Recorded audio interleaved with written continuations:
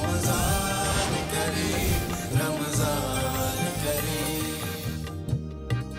बिस्मिल्लाहिर्रहमानिर्रहीम। अस्सलातु वस्सलामु अलैका या रसूलल्लाह व अला आलिका व अस्हाबिका या हबीबल्लाह। अस्सलाम वालेकुम नाज़रीन, मैं हूँ डॉक्टर फरहीन अमीन और आपको GNN की स्पेशल रमज़ान ट्रांसमिशन रमज़ान करीम में खुशामदीद कहती हूँ।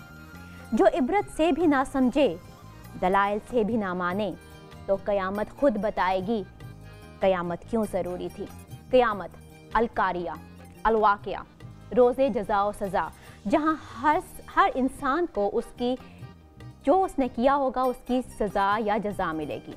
अल्लाह ताला कुरान पाक में फरमाते हैं कि हम क़यामत के दिन ऐसी तराजुएं ला रखेंगे जो सरापा इंसाफ होंगी। लेकिन ये क़यामत कब आएगी?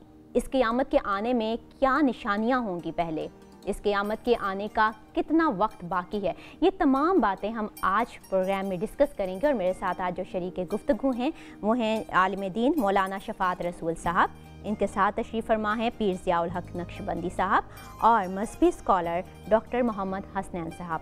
आपको खुशामदीद कहती हूँ आज की ट्रांसमिशन में। और प्रोग्राम का हम बाकायदा आगाज़ नाते रसूल मकबूल से करेंगे। तो हमारे दरमियान मौजूद हैं मोहम्मद अरसलान कादरी साहब। तो आपसे गुजारिश है कि हज़ूर सल्लल्लाहु अलैहि वसल्लम के दरबार में नज़राना अक़ीदत पेश करें।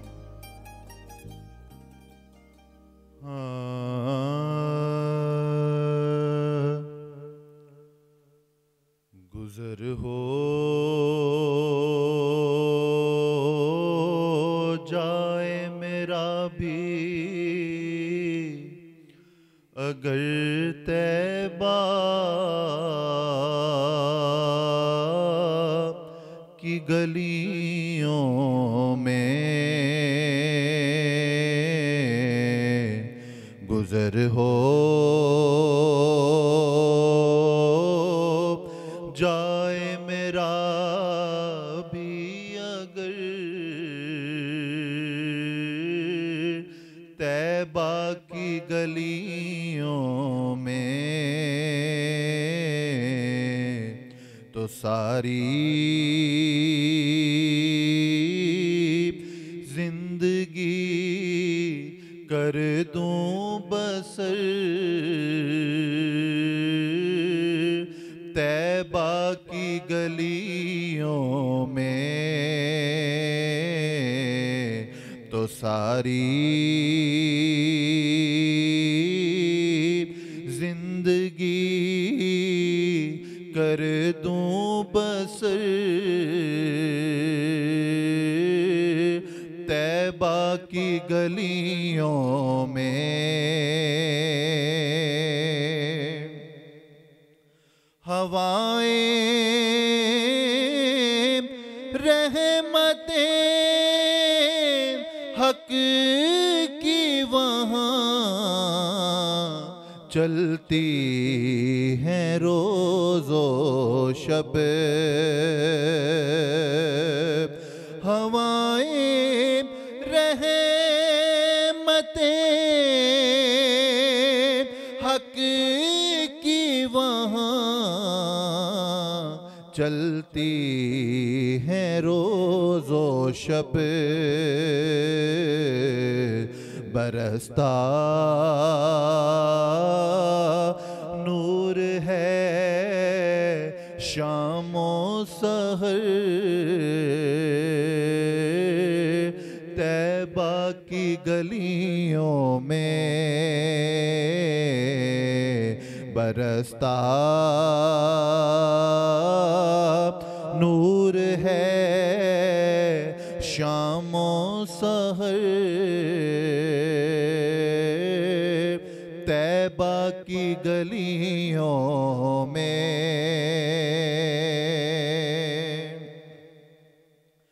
जिधर देखी उसी माह मुबी की चांदनी देखी। जिधर देखी उसी माह मुबी की चांदनी देखी। जमाले मुस्तफ़ा आया नजर तैबा की गलियों में जमाले मुस्तफ़ा आया नजर तैबा की गलियों में मोहम्मद मुस्तफ़ा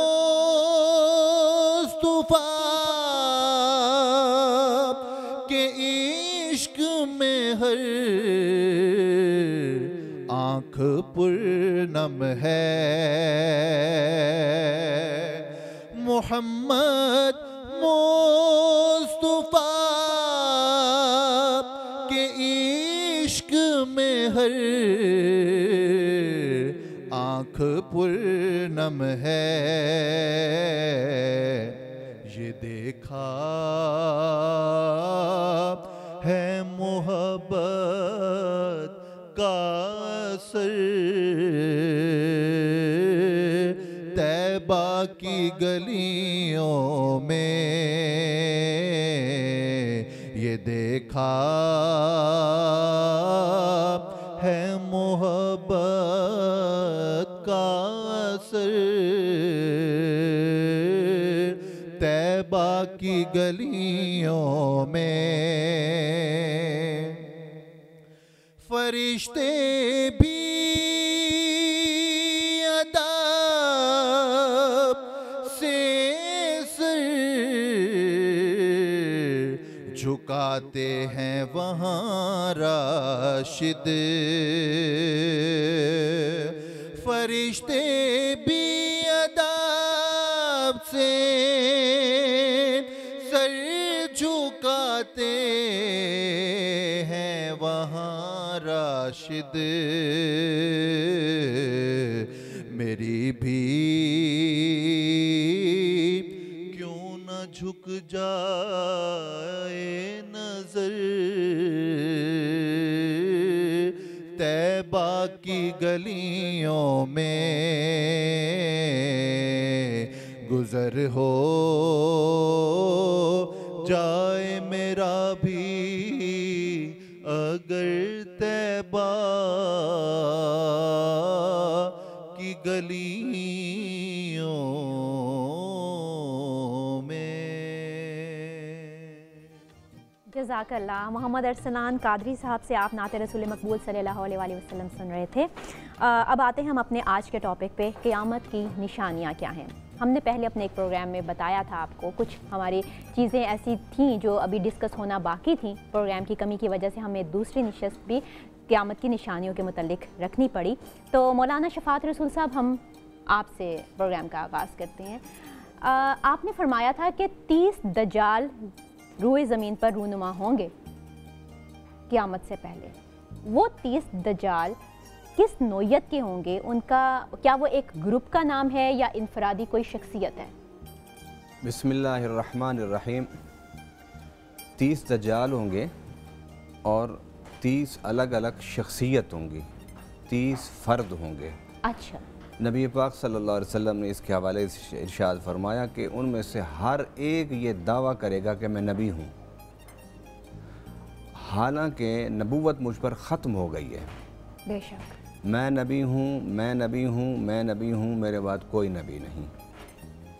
और उसके बाद मुख्तलिफ़ अहादीस में नबी पाक सल्लल्लाहु अलैहि वसल्लम का इरशाद गिरामी है कि ये जो आखिरी दज्जाल होगा, जिसका अहादीस में नाम है मसीहुद दज्जाल, अच्छा, ये इबलीस का अक्स होगा।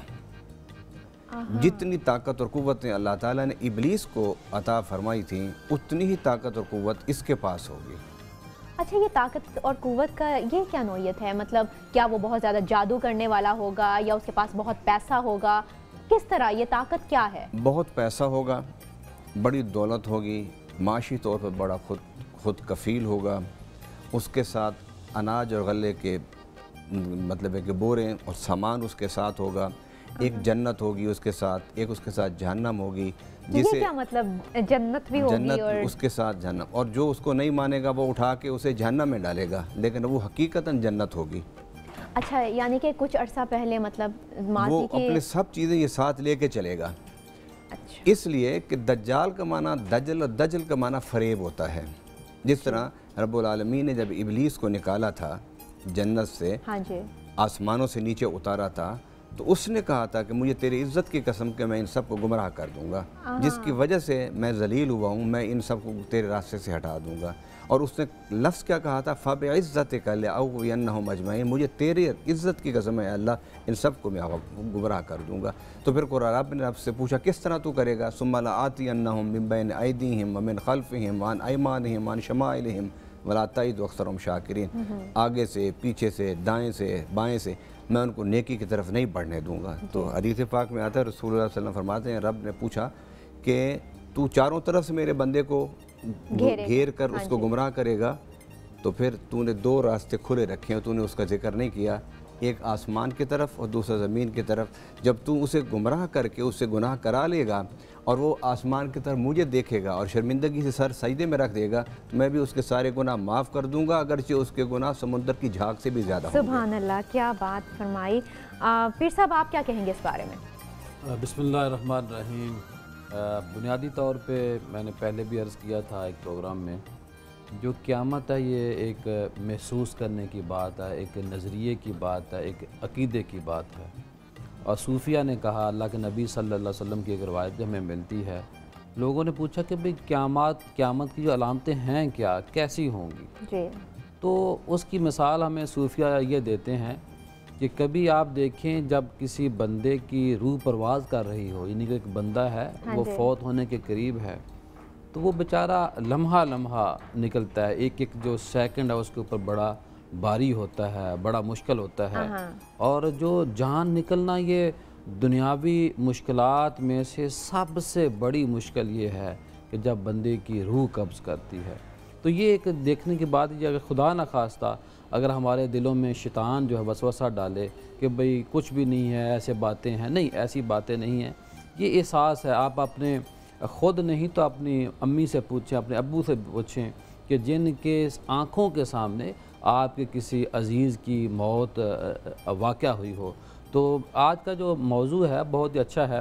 हज़रत अनस रज़ियल्लाहु ताला अन्हु फरमाते हैं कि जो पहली रात का चाँद होगा वो दूसरी रातों से बड़ी, जो उसका साइज़ है चाँद का, क़यामत की निशानियाँ ये भी हैं, चाँद का जो साइज़ है वो बड़ा होगा। लोग कहेंगे ये तो 2 दिन पुराना, यानी कि ये तो 2 या 3 दिन का चाँद है। इसी तरह आता है कि जो मसाजिद हैं ये इनके अंदर बड़ा बनाव श्रृंगार होगा, खूबसूरत होंगी, लेकिन नमाजी नहीं होंगे, नमाजियों से खाली होंगे। हाँ, रास्ता गायने के लोग पास से गुजर जाएंगे, मस्जिद के पास से गुजरेंगे, लेकिन नमाज की तरफ नहीं आएंगे। और एक रवायत में ये भी आता है कि दीन के ऊपर कायम रहना इस तरह मुश्किल होगा कि जिस तरह हाथ में आग का अंगारा पकड़ना मुश्किल होता है, गर्म होता है, उसकी तपश होती है, इसी तरह दीन के ऊपर चलना मुश्किल होगा। अबू सईद खुदरी रज़ियल्लाहु ताला अन्हु फरमाते हैं कि क़यामत आने से पहले जो हज और उम्रा है ये मौकूफ़ हो जाएगी, ये रुक जाएगा। ये भी देखिए कि जो जब तक माशाल्लाह हज हो रहा है, उम्रा हो रहा है, खाना काबा का जो तवाफ़ जब तक होता रहेगा, उस वक्त तभी क़यामत बर्पा नहीं हो सकती। अल्लाह की हमारे ऊपर बड़ी ही करम नवाजी है। बिल्कुल। और जाबिर रज़ियल्लाहु ताला अन्हु फरमाते हैं कि क़यामत उस वक्त तक बर्पा नहीं होगी जब तक एक नेकी कहने वाली, यानी कि एक जमात होगी जो लोगों को नेकी की तरफ बुलाती रहेगी, उनको तलकीन करते रहेगी, सिरात मुस्तकीम का रास्ता बताती रहेगी। और सही मुस्लिम सफ़ा नंबर 84 जिन नंबर 1 में बड़ी खूबसूरत रवायत है, और वो मेरे मुतलका कह लें या हमारे अहले तसव्वुफ़ के हवाले से कह लें, वो बड़ी, जो हमारे सूफिया कहते हैं ना, जब किसी को बैत करते हैं कि अल्लाह अल्लाह किया अगर बंदिया, तो वो ये हदीस कह रही है कि जब तक रूह ज़मीन के ऊपर लोग अल्लाह अल्लाह करने वाले लोग मौजूद हैं, उस वक़्त भी क़यामत, उस वक़्त क़यामत बर्पा नहीं हो सकती। अब मैं इसकी थोड़ी सी आपको मैं वजाहत दे दूँ। इसकी वजाहत हम लेंगे, लेकिन यहाँ पे वक्त हो चुका है एक शॉर्ट ब्रेक का। ब्रेक से वापस आएंगे और अपनी गुफ्तगू को यहीं से जारी करेंगे। करीम रमजान करीम। वेलकम बैक नाज़रीन। बात चल रही थी यहाँ पे क़यामत की निशानियों के हवाले से। बहुत सी निशानियाँ थी, उनमें से एक निशानी हज़रत ईसा अलैहिस्सलाम का ज़हूर भी है।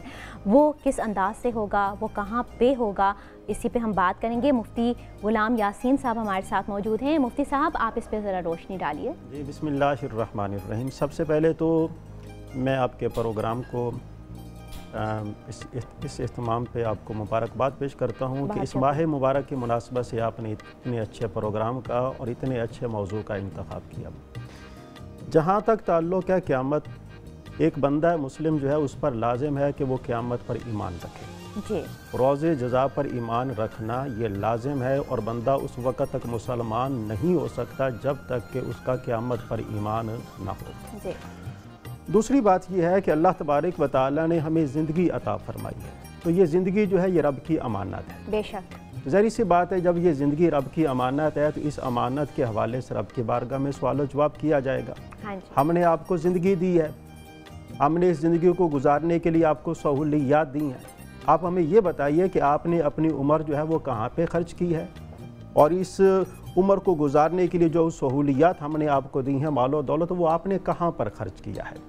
तो ये हमें इस बात का दर्स देता है कि ये दुनिया जो है ये दारुल आमाल है, और क़यामत जो है ये दारुल हिसाब है। वहाँ पर हमसे ज़िंदगी के बारे में पूछा जाएगा, और ज़िंदगी को गुजारने वाली तमाम की तमाम नेमतों के बारे में हमसे पूछा जाएगा। ये 2-3 बुनियादी बातें हैं, और ये बुनियादी बातें हम में से हर एक के लिए समझना और जानना जो है ये बहुत ज़रूरी है, ताकि हमें क़यामत जो है उसके लिए अपने आप को तैयार रखना चाहिए, नेक आमाल के अंदर अपनी ज़िंदगी को बसर करना चाहिए, रब और रब के रसूल के फ़रामीन जो हैं उनके ऊपर अमल करके अपनी ज़िंदगी को बेहतर बनाना चाहिए। दूसरी बात यह है कि जिस तरह के क़िबला पीर हज़रत अल्लामा मौलाना शफ़ाअत रसूल साहब ने बयान की कि क़यामत उस वक़्त तक कायम नहीं होगी जब तक कि 30 झूठे दज्जाल ना आ जाएंगे। मैं यहाँ पर ज़िमनन एक बात आपके सामने अर्ज़ करना चाहूँगा। उन्होंने बड़ी खूबसूरत बात की है, मैं उसके अंदर अपनी तरफ से एक थोड़ी सी ये इजाफ़ा करना चाहता हूँ। देखें, नबी करीम सल्लल्लाहु अलैहि वसल्लम की नबूवत और रिसालत का मकाम और मर्तबा जो है वो इस बात से वाज़े हो सकता है कि जो अल्लाह के प्यारे हबीब सल्लल्लाहु अलैहि वसल्लम के बाद अगर नबूवत और रिसालत का दावा करेगा तो वो सबसे बड़ा फ़रेबी और मक्कार होगा। जी। तो ये नबी करीम सल्लल्लाहु अलैहि वसल्लम के ख़ातमुन नबीयीन होने की वाज़ेह निशानी है। अब उन्होंने बयान कर दिया कि देखें, दजल जो है वो फ़रेब को कहते हैं। इससे बड़ी फ़रेब वाली बात और क्या हो सकती है कि नबी करीम सल्लल्लाहु अलैहि वसल्लम के बाद अगर कोई आदमी इस बात का दावा करता है कि मैं अल्लाह का नबी या अल्लाह का रसूल हूँ, तो इसका मतलब ये है कि वो अपने दावे में झूठा है, वो फ़रेबी है और वो दज्जाल है। तो इससे अंदाज़ा लगाया जा सकता है कि अल्लाह के प्यारे रसूल सल्लल्लाहु अलैहि वसल्लम के जो मकाम नबूवत और रिसालत के ऊपर अगर कोई आदमी इस हवाले से बात करता है तो देखें, दज्जाल जो है ये क़यामत की बड़ी निशानियों में से एक निशानी है। उस दज्जाल का जुल्म कैसा होगा? उस दज्जाल का जुल्म जिस तरह के हज़रत साहब ने पहले बयान फरमाया, उस दज्जाल का जुल्म ये है कि देखें, उसके पास दुनिया भी, उसके पास जन्नत भी है और उसके पास जहन्नम भी है। उस दज्जाल का सबसे बड़ा जुल्म यह है कि वो लोगों को ईमान को सल्ब करना चाहता है। और देखें, इस दुनिया के अंदर सबसे बड़ी और सबसे कीमती दौलत जो है वो ईमान की दौलत है। बेशक। ईमान की दौलत ही ऐसी दौलत है कि जिसकी वजह से हम दुनिया के अंदर सुरखुरू होते हैं और आखिरत के अंदर भी हम सुरखुरू होंगे। और दज्जाल का सबसे बड़ा जुल्म क्या है कि वो लोगों को उनकी दौलत ईमानी से महरूम करना चाहता है। वो इसको सल्ब करने के लिए तरह तरह के मजालिम ढाएगा, वो तरह तरह की जो उसके पास जो चीज़ें हैं वो उनको दिखलाकर उनको बहकाएगा, उनको फुसलाएगा, ताकि ये वाले लोग जो रब और रब का दीन है उसको छोड़कर गुमराही के रास्ते पर आ जाएं। जिस तरह की क़िबला पीर साहब ने पहले भी बात की कि वो दर हकीकत वो शैतान के रास्ते पर है। शैतान का मकसद भी यही है ताकि उम्मत मुस्लिमा जो है उसको गुमराह कर सके, और दज्जाल का भी यही मकसद है कि उम्मत मुस्लिमा को गुमराह कर सके। लेकिन मौलाना साहब, जब इन्होंने फरमाया कि दज्जाल आ गए और उन्होंने फिर इस अंदाज से इंसान को तबाह व बर्बाद एक तरह से करना शुरू कर दिया, तो फिर हज़रत ईसा अलैहिस्सलाम का ज़हूर कब होगा? हज़रत ईसा अलैहिस्सलाम और हज़रत इमाम महदी और दज्जाल मसीह जी, ये एक ही दौर में होंगे। अच्छा, अब दज्जाल मसीह के हवाले से कल मैंने बताया था, क्योंकि इसका टाकरा होगा तो ईसा अलैहिस्सलाम से, शायद इस निस्बत से मसीह कहते हैं, लेकिन एक और माने से भी इसको मसीह कहा गया। वो क्या है? नबी पाक सल्लल्लाहु अलैहि वसल्लम से पूछा गया कि दज्जाल के चलने की रफ्तार क्या होगी। जी। फरमाया जिस तरह कोई तूफ़ान होती है हवा, उससे भी ज़्यादा तेज़ रफ्तार शैतान होगा, वो दज्जाल होगा। अच्छा। वो अपनी इन चीज़ों को दिखा के लोगों को गुमराह करेगा, नाबीनों को आंखें दे देगा, बीमारों को सेहत दे देगा, कोढ़ के बीमारों को सेहत देगा। वो सारी जो खूबियाँ जो एक अच्छे इंसान में होनी चाहिए, एक हक परस्त में होनी चाहिए, वो सारी वो करके दिखाएगा। और अगर वो ये करके ना दिखाए तो इसके बगैर उसकी बात कौन मानेगा। अब ज़िमनन एक बात मुझे आपने ईसा अलैहिस्सलाम की पूछी, हमारे यहाँ अहले इस्लाम के नज़दीक ये कि हज़रत ईसा अलैहिस्सलाम दमिश्क में जामे मस्जिद के मीनारे पर, मीनारे मसीह जिसको कहते हैं, उस पर वो उतरेंगे। अच्छा। और वहाँ उतर के फिर वो कहेंगे लोगों को कि आप सीढ़ी लगाएं।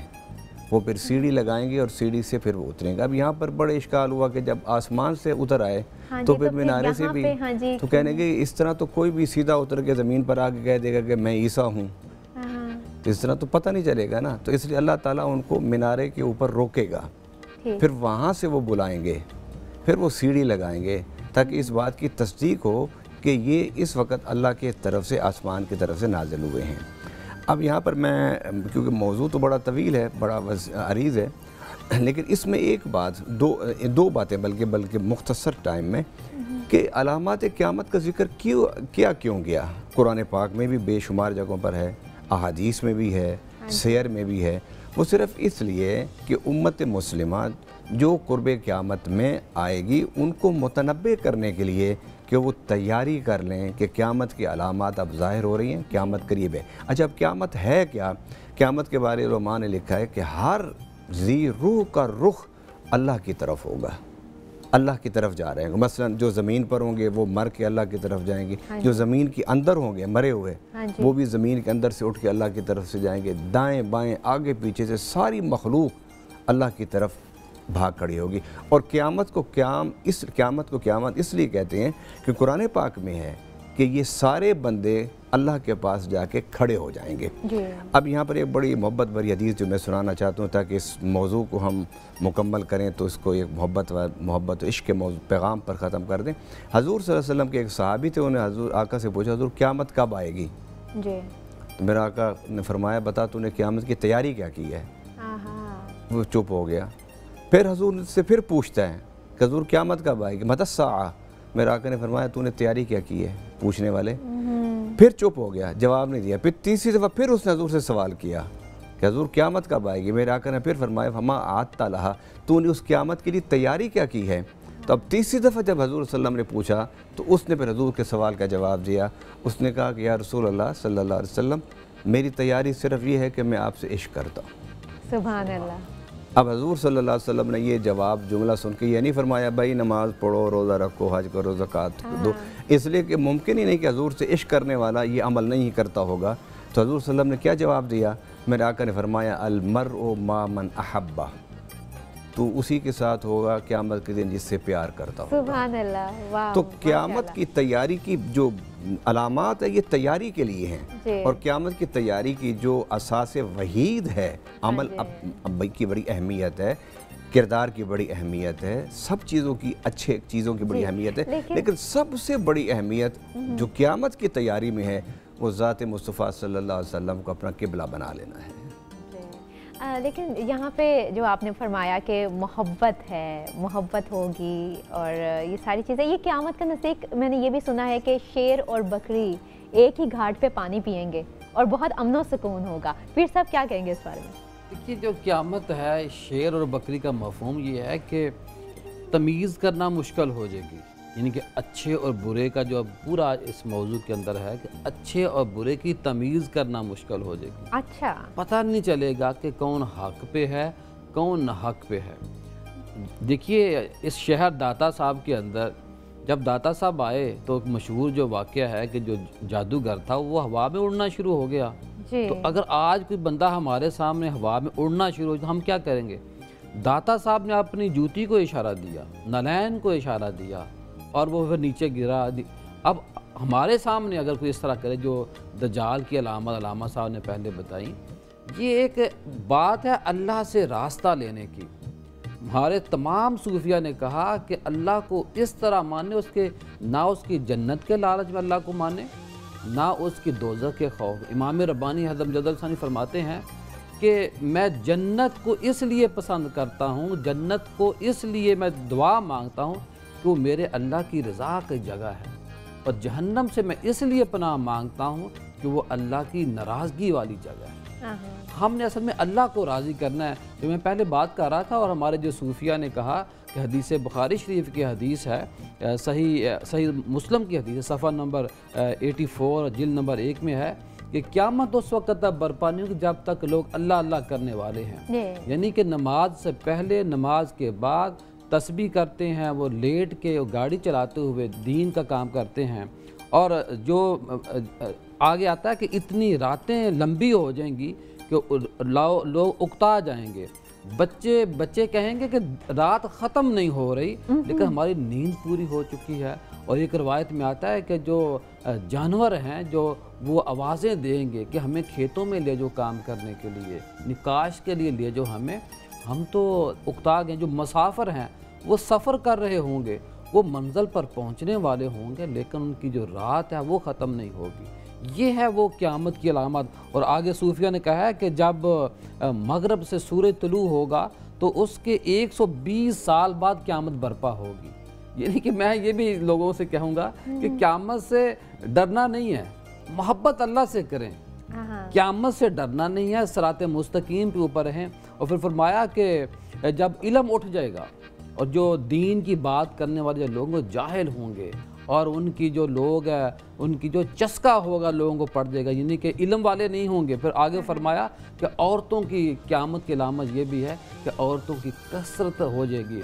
एक जो मर्द है उसकी कफ़ालत में, उसकी सरपरस्ती में 50 औरतें आ जाएंगी। और फिर फरमाया कि जो मैंने पहले भी अर्ज़ की कि इल्म वाले जो हैं, दीन वाले जो हैं, सही इल्म वाले हैं, वो उठ जाएंगे। और अमवात जो है, मैं अर्ज़ कर रहा हूँ, अमवात जो है उनका सिलसिला बढ़ जाएगा। इस तरह लोग मरेंगे कि एक जनाजा अभी पड़ा है, दूसरे की मौत वाक़या हो जाएगी। अभी जो कोरोना के दिनों में हमारे साथ ये अलामात क़यामत हैं, अल्लाह ने हमें हल्की हल्की वार्निंग दे रहा है कि मेरे बंदे तो सिराते मुस्तकीम पर। और आगे फिर क्या है क़यामत की अलामत में कि ज़कात देना मुश्किल हो जाएगा। लोगों के पास माल होगा, लोग ज़कात नहीं देंगे, बल्कि ज़कात देना इस तरह समझेंगे कि जिस तरह हमें कोई अगवा के लिए रकम तलब की जा रही है, तवान मांगा जा रहा है। फिर जो आगे फरमाया कि सूफिया ने यहाँ तक कहा कि अब तक जो है 60% जो अलामात क़यामत हैं वो रूनुमा हो चुकी हैं। और ये जो क़यामत की अलामात हैं ये हज़रत आदम अलैहिस्सलाम ने बतानी शुरू की थी। यानी कि एक बंदे ने जब दुनिया से जाना है, उसने उस ज़िंदगी की तैयारी करनी है जो आखिरत वाली ज़िंदगी है। और जो हमारे और मैं यहाँ से मुफ्ती साहब से पूछना चाहूँगी, इमाम मेहदी का ज़माना कौन सा होगा और उनका अरसा कितने सालों पे मुहित होगा? सबसे पहले तो बिस्मिल्लाहिर्रहमानिर्रहीम, जो क़यामत की अलामात बयान की गई हैं उनके अंदर एक अलामत जो है वो फ़ी ज़माना बहुत ज़्यादा पाई जाती है। अच्छा। और वो है झूठी गवाही। तो इसको भी क़यामत की अलामात जो है वो करार दिया गया है। देखिए, झूठ बोलने में लोग ज़रा भी आर महसूस नहीं करेंगे। हमारे यहाँ हमारे सिस्टम के अंदर देखा जाए तो ये चीज़ जो है वो बकसरत पाई जाती है। हम अपने छोटे छोटे मफादात के लिए झूठ का सहारा लेते हैं। तो इसको भी बयान किया गया कि ये भी क़यामत के अलामात में से एक अलामत है। अल्लाह के प्यारे हबीब सल्लल्लाहु अलैहि वसल्लम ने इस हवाले से हमारी रहनुमाई यूँ फरमाई है कि देखो, आप सल्लल्लाहु अलैहि वसल्लम की बारगाह में अर्ज़ किया गया, या रसूल अल्लाह, क्या मोमिन बुज़दिल हो सकता है? आपने फरमाया नहीं। आपने फरमाया होना तो नहीं चाहिए पर हो सकता है। फिर अर्ज़ किया गया, या रसूल अल्लाह सल्लल्लाहु अलैहि वसल्लम, क्या वो बख़ील हो सकता है? आप सल्लल्लाहु अलैहि वसल्लम ने फरमाया होना तो नहीं चाहिए पर हो सकता है। अब तीसरी बार आप सल्लल्लाहु अलैहि वसल्लम की बारगाह में अर्ज़ किया गया, या रसूल अल्लाह सल्लल्लाहु अलैहि वसल्लम, क्या वो झूठा हो सकता है? तो आपने फरमाया वो झूठा नहीं हो सकता। देखा जाए हमारे पूरे सिस्टम के अंदर झूठ जो है हम किसी को नीचा दिखाने के लिए, उसके ऊपर बोहतान लगा देते जी हैं। बिल्कुल, ये भी क़यामत की निशानियों में से एक निशानी है। नाज़रीन, यहाँ पे हम लेते हैं एक ब्रेक से वापस आएंगे और अपनी ट्रांसमिशन को यहीं से शुरू करेंगे। So stay with us.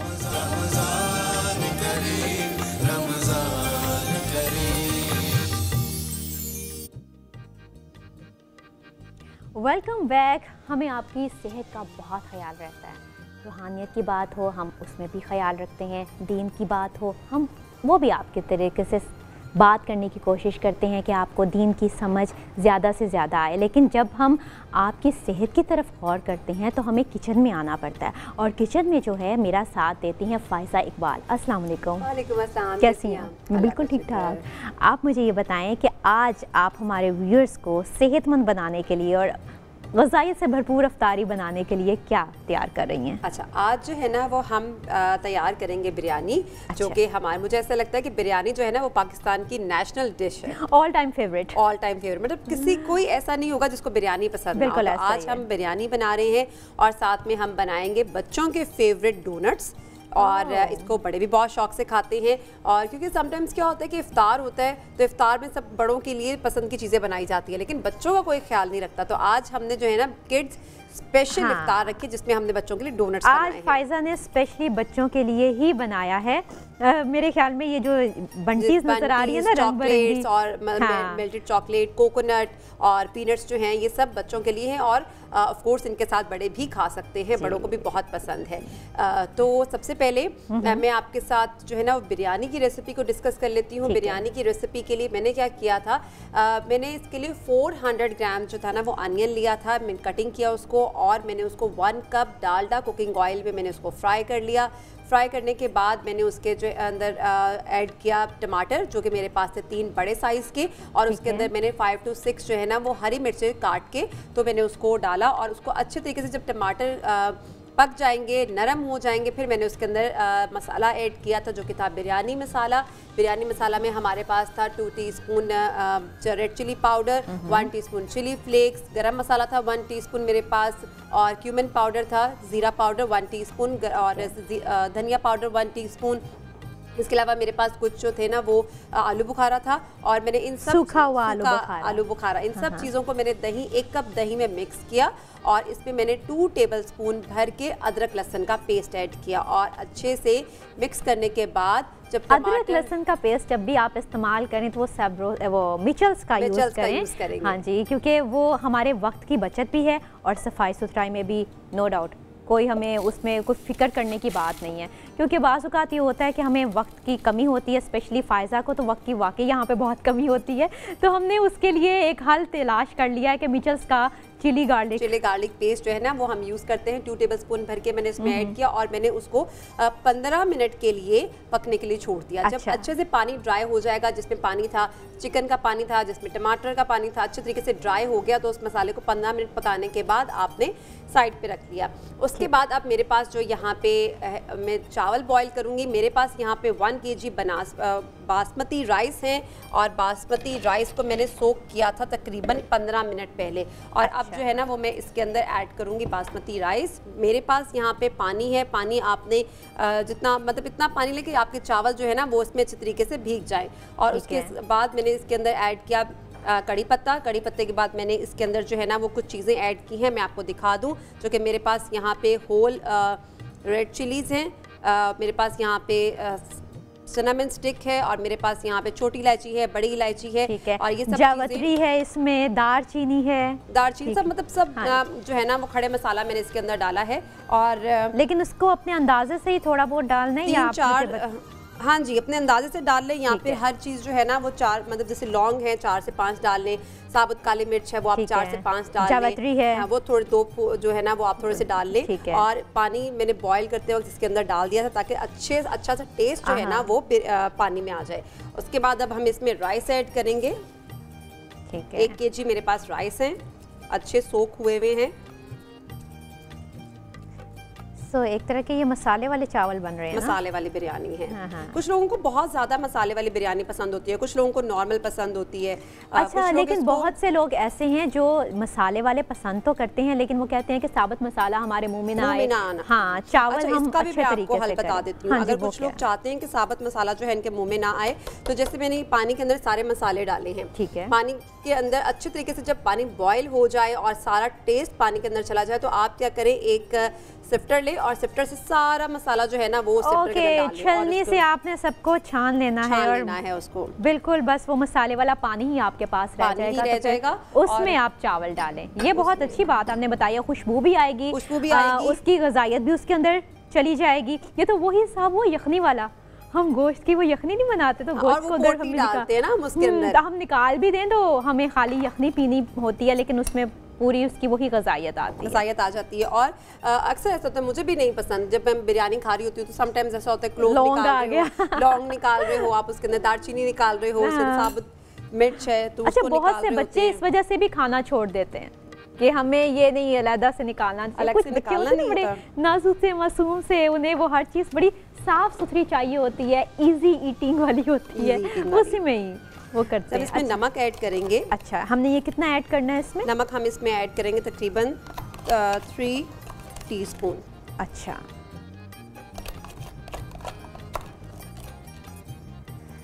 सो नमक इसमें ऐड हो गया और मिर्चें आपने पहले डाल दी थी इसमें? मिर्चें तो वो जब मैंने मसाला बनाया था उसमें ऐड की थी। अच्छा, कुछ लोगों को बहुत पसंद होती है बिरयानी, लेकिन वो लोग स्पाइस बहुत ज़्यादा खाना पसंद करते हैं। डॉक्टर ये आप हाँ जी, मेरे कुछ लोग बहुत ज़्यादा स्पाइस खाना पसंद करते हैं, लेकिन मैं आपको एक चीज़ बताऊं कि अगर आप किसी भी चीज़ में, चाहे वो आपका कुछ भी है, आपके राइस हैं या आपके कढ़ाई है या कोरमा है, अगर आप उसमें मिर्च बहुत ज़्यादा कर देंगे ना तो उसमें सिर्फ मिर्च का ही टेस्ट आएगा, उसका जो एक्चुअल टेस्ट आप तक पहुंचना चाहिए ना वो नहीं आएगा। यानी आप ये चाहती हैं कि अगर उसमें हम चिकन डाल रहे हैं तो उसका अलग से टेस्ट आए, चावल हैं उसका अलग से टेस्ट आए, मतलब हर चीज़ जो भी उसमें डली हुई है फील हो हमें कि इसमें ये भी डला हुआ है, ये ना हो कि सिर्फ मिर्ची है तो बस कुछ लोग बहुत इतनी मिर्ची कर रहे हैं बस कि मिर्ची है, पानी पियो ऊपर से। मतलब हम जब मैं स्टूडेंट लाइफ में थी तो हम लोग ये कंसिडर करते थे कि जब आपने बिरयानी खानी है तो जब तक आपको इतनी मिर्चें ना लगे बिरयानी का मज़ा नहीं आता। तो वो जब शेफ़ की फील्ड में आए तो इस चीज़ को हमने थोड़ा सा अंडरस्टैंड किया कि ऐसा नहीं होता, जिस चीज़ में मिर्ची होती है वो ज़रूरी नहीं कि वो अच्छी होती है। आपके टेस्ट जो भी हैं वो हर चीज़ के टेस्ट आने चाहिए बिरयानी के अंदर। बहुत स्पाइसी होती है बिरयानी, लेकिन ये कि आप ये स्पाइसी वाली नहीं बना रहे। मैं इस तरह की बना रही हूँ, खाना ऐसा बनाना चाहिए जिसको सब लोग खा सके।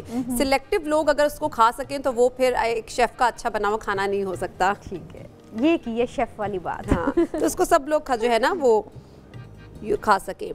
अब से यहाँ पे जो है ना मेरे पास हम साथ साथ जो है ना वो चॉकलेट को थोड़ा सा मेल्ट कर लेते हैं, यानी हम अपने स्वीट की तरफ आ जाते हैं। ठीक है, नहीं स्वीट में हम अभी चॉकलेट को मेल्ट करके रखते हैं हमारे पास यहाँ पे।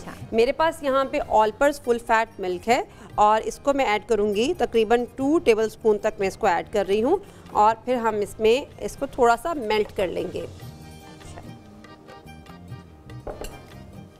और डोनट्स के लिए, डोनट्स बना रही हूँ यहाँ पे, डोनट्स के लिए जो मेरे पास यहाँ पे जो डो मैंने बनाई थी उसके बारे में आपके साथ थोड़ा सा डिस्कस कर लेते हैं। डो के अंदर मैंने क्या किया था, मैंने 500 ग्राम फ्लावर लिया था, उसके अंदर मैंने ऐड किया 10 ग्राम इंस्टेंट ईस्ट। और इंस्टेंट ईस्ट जो है ना वो आप किसी अच्छी कंपनी का यूज़ कीजिएगा। समटाइम्स लोग ईस्ट यूज़ करते हैं, पैकेट्स में यूज़ करते हैं जिसमें 10 ग्राम 11 ग्राम तक ईस्ट होता है, तो काइंडली उसको यूज़ ना कीजिएगा। उसमें क्या होता है कि उसका इफेक्ट जो है ना वो ख़त्म हो चुका होता है, और जब आप उसको यूज़ करते हैं तो आपकी जो डो होती है यानी कि जो खमीर बनना होता है वो खमीर प्रॉपर बनता नहीं है, जिसकी वजह से आपके डोनट्स, आपकी ब्रेड्स जो है ना वो ख़राब होना शुरू हो जाती हैं। तो आप कोशिश करें अच्छी पैकिंग में यूज़ करें उसको। और 10 ग्राम ईस्ट डालने के बाद मैं इसमें ऐड करूँगी 80 ग्राम शुगर, 240 ml मिल्क, और इसमें हम ऐड करेंगे ½ टीस्पून सॉल्ट, और हम 50 ग्राम इसमें मक्खन ऐड करेंगे और अच्छे से इसको गूंद लेंगे जैसे आटा गूंदते हैं, जैसे घर में रोटी के लिए आटा बनाते हैं ऐसे ही हम उसको बना लेंगे। और बनाने के बाद देखें बेकिंग जितनी भी होती है या ईस्ट से जितनी भी चीज़ें बनती हैं उनको हमें एटलीस्ट 1.5 आवर का रेस्ट देना पड़ता है, यानी कि 1 घंटा 20 मिनट का हमें रेस्ट कंपलसरी होता है। तो मैंने उसकी डो बनाने के बाद उसके बॉल्स बनाए और फिर मैंने उसको फ्राई कर लिया। अब जो है ना उसकी जो टॉपिंग है, जो उसकी डेकोर है, वो यहाँ पे मैं आपके सामने करूँगी। और यहाँ पे इसके लिए मेरे पास है डार्क चॉकलेट और ये मेरे पास वाइट चॉकलेट है जो कि मैं आपके सामने मेल्ट कर रही हूँ। अच्छा, वाइट चॉकलेट के लिए ज़रूरी है कि आप जो है ना वो अच्छी कंपनी की वाइट चॉकलेट यूज़ करें। अगर लेकिन वाइट चॉकलेट तो करेंगे, लेकिन हमारी वो जो बिरयानी है उसको बनने में कितनी देर है? बिरयानी को बनने में जो है ना अभी राइस बॉईल हो रहे हैं। चलें, जब तक बॉईल होते हैं तब तक हम मौलाना रज़ाउद्दीन सदीकी साहब का एक बयान सुनते हैं जो अमेरिका से स्पेशली उन्होंने हमारे लिए रिकॉर्ड करवाया है।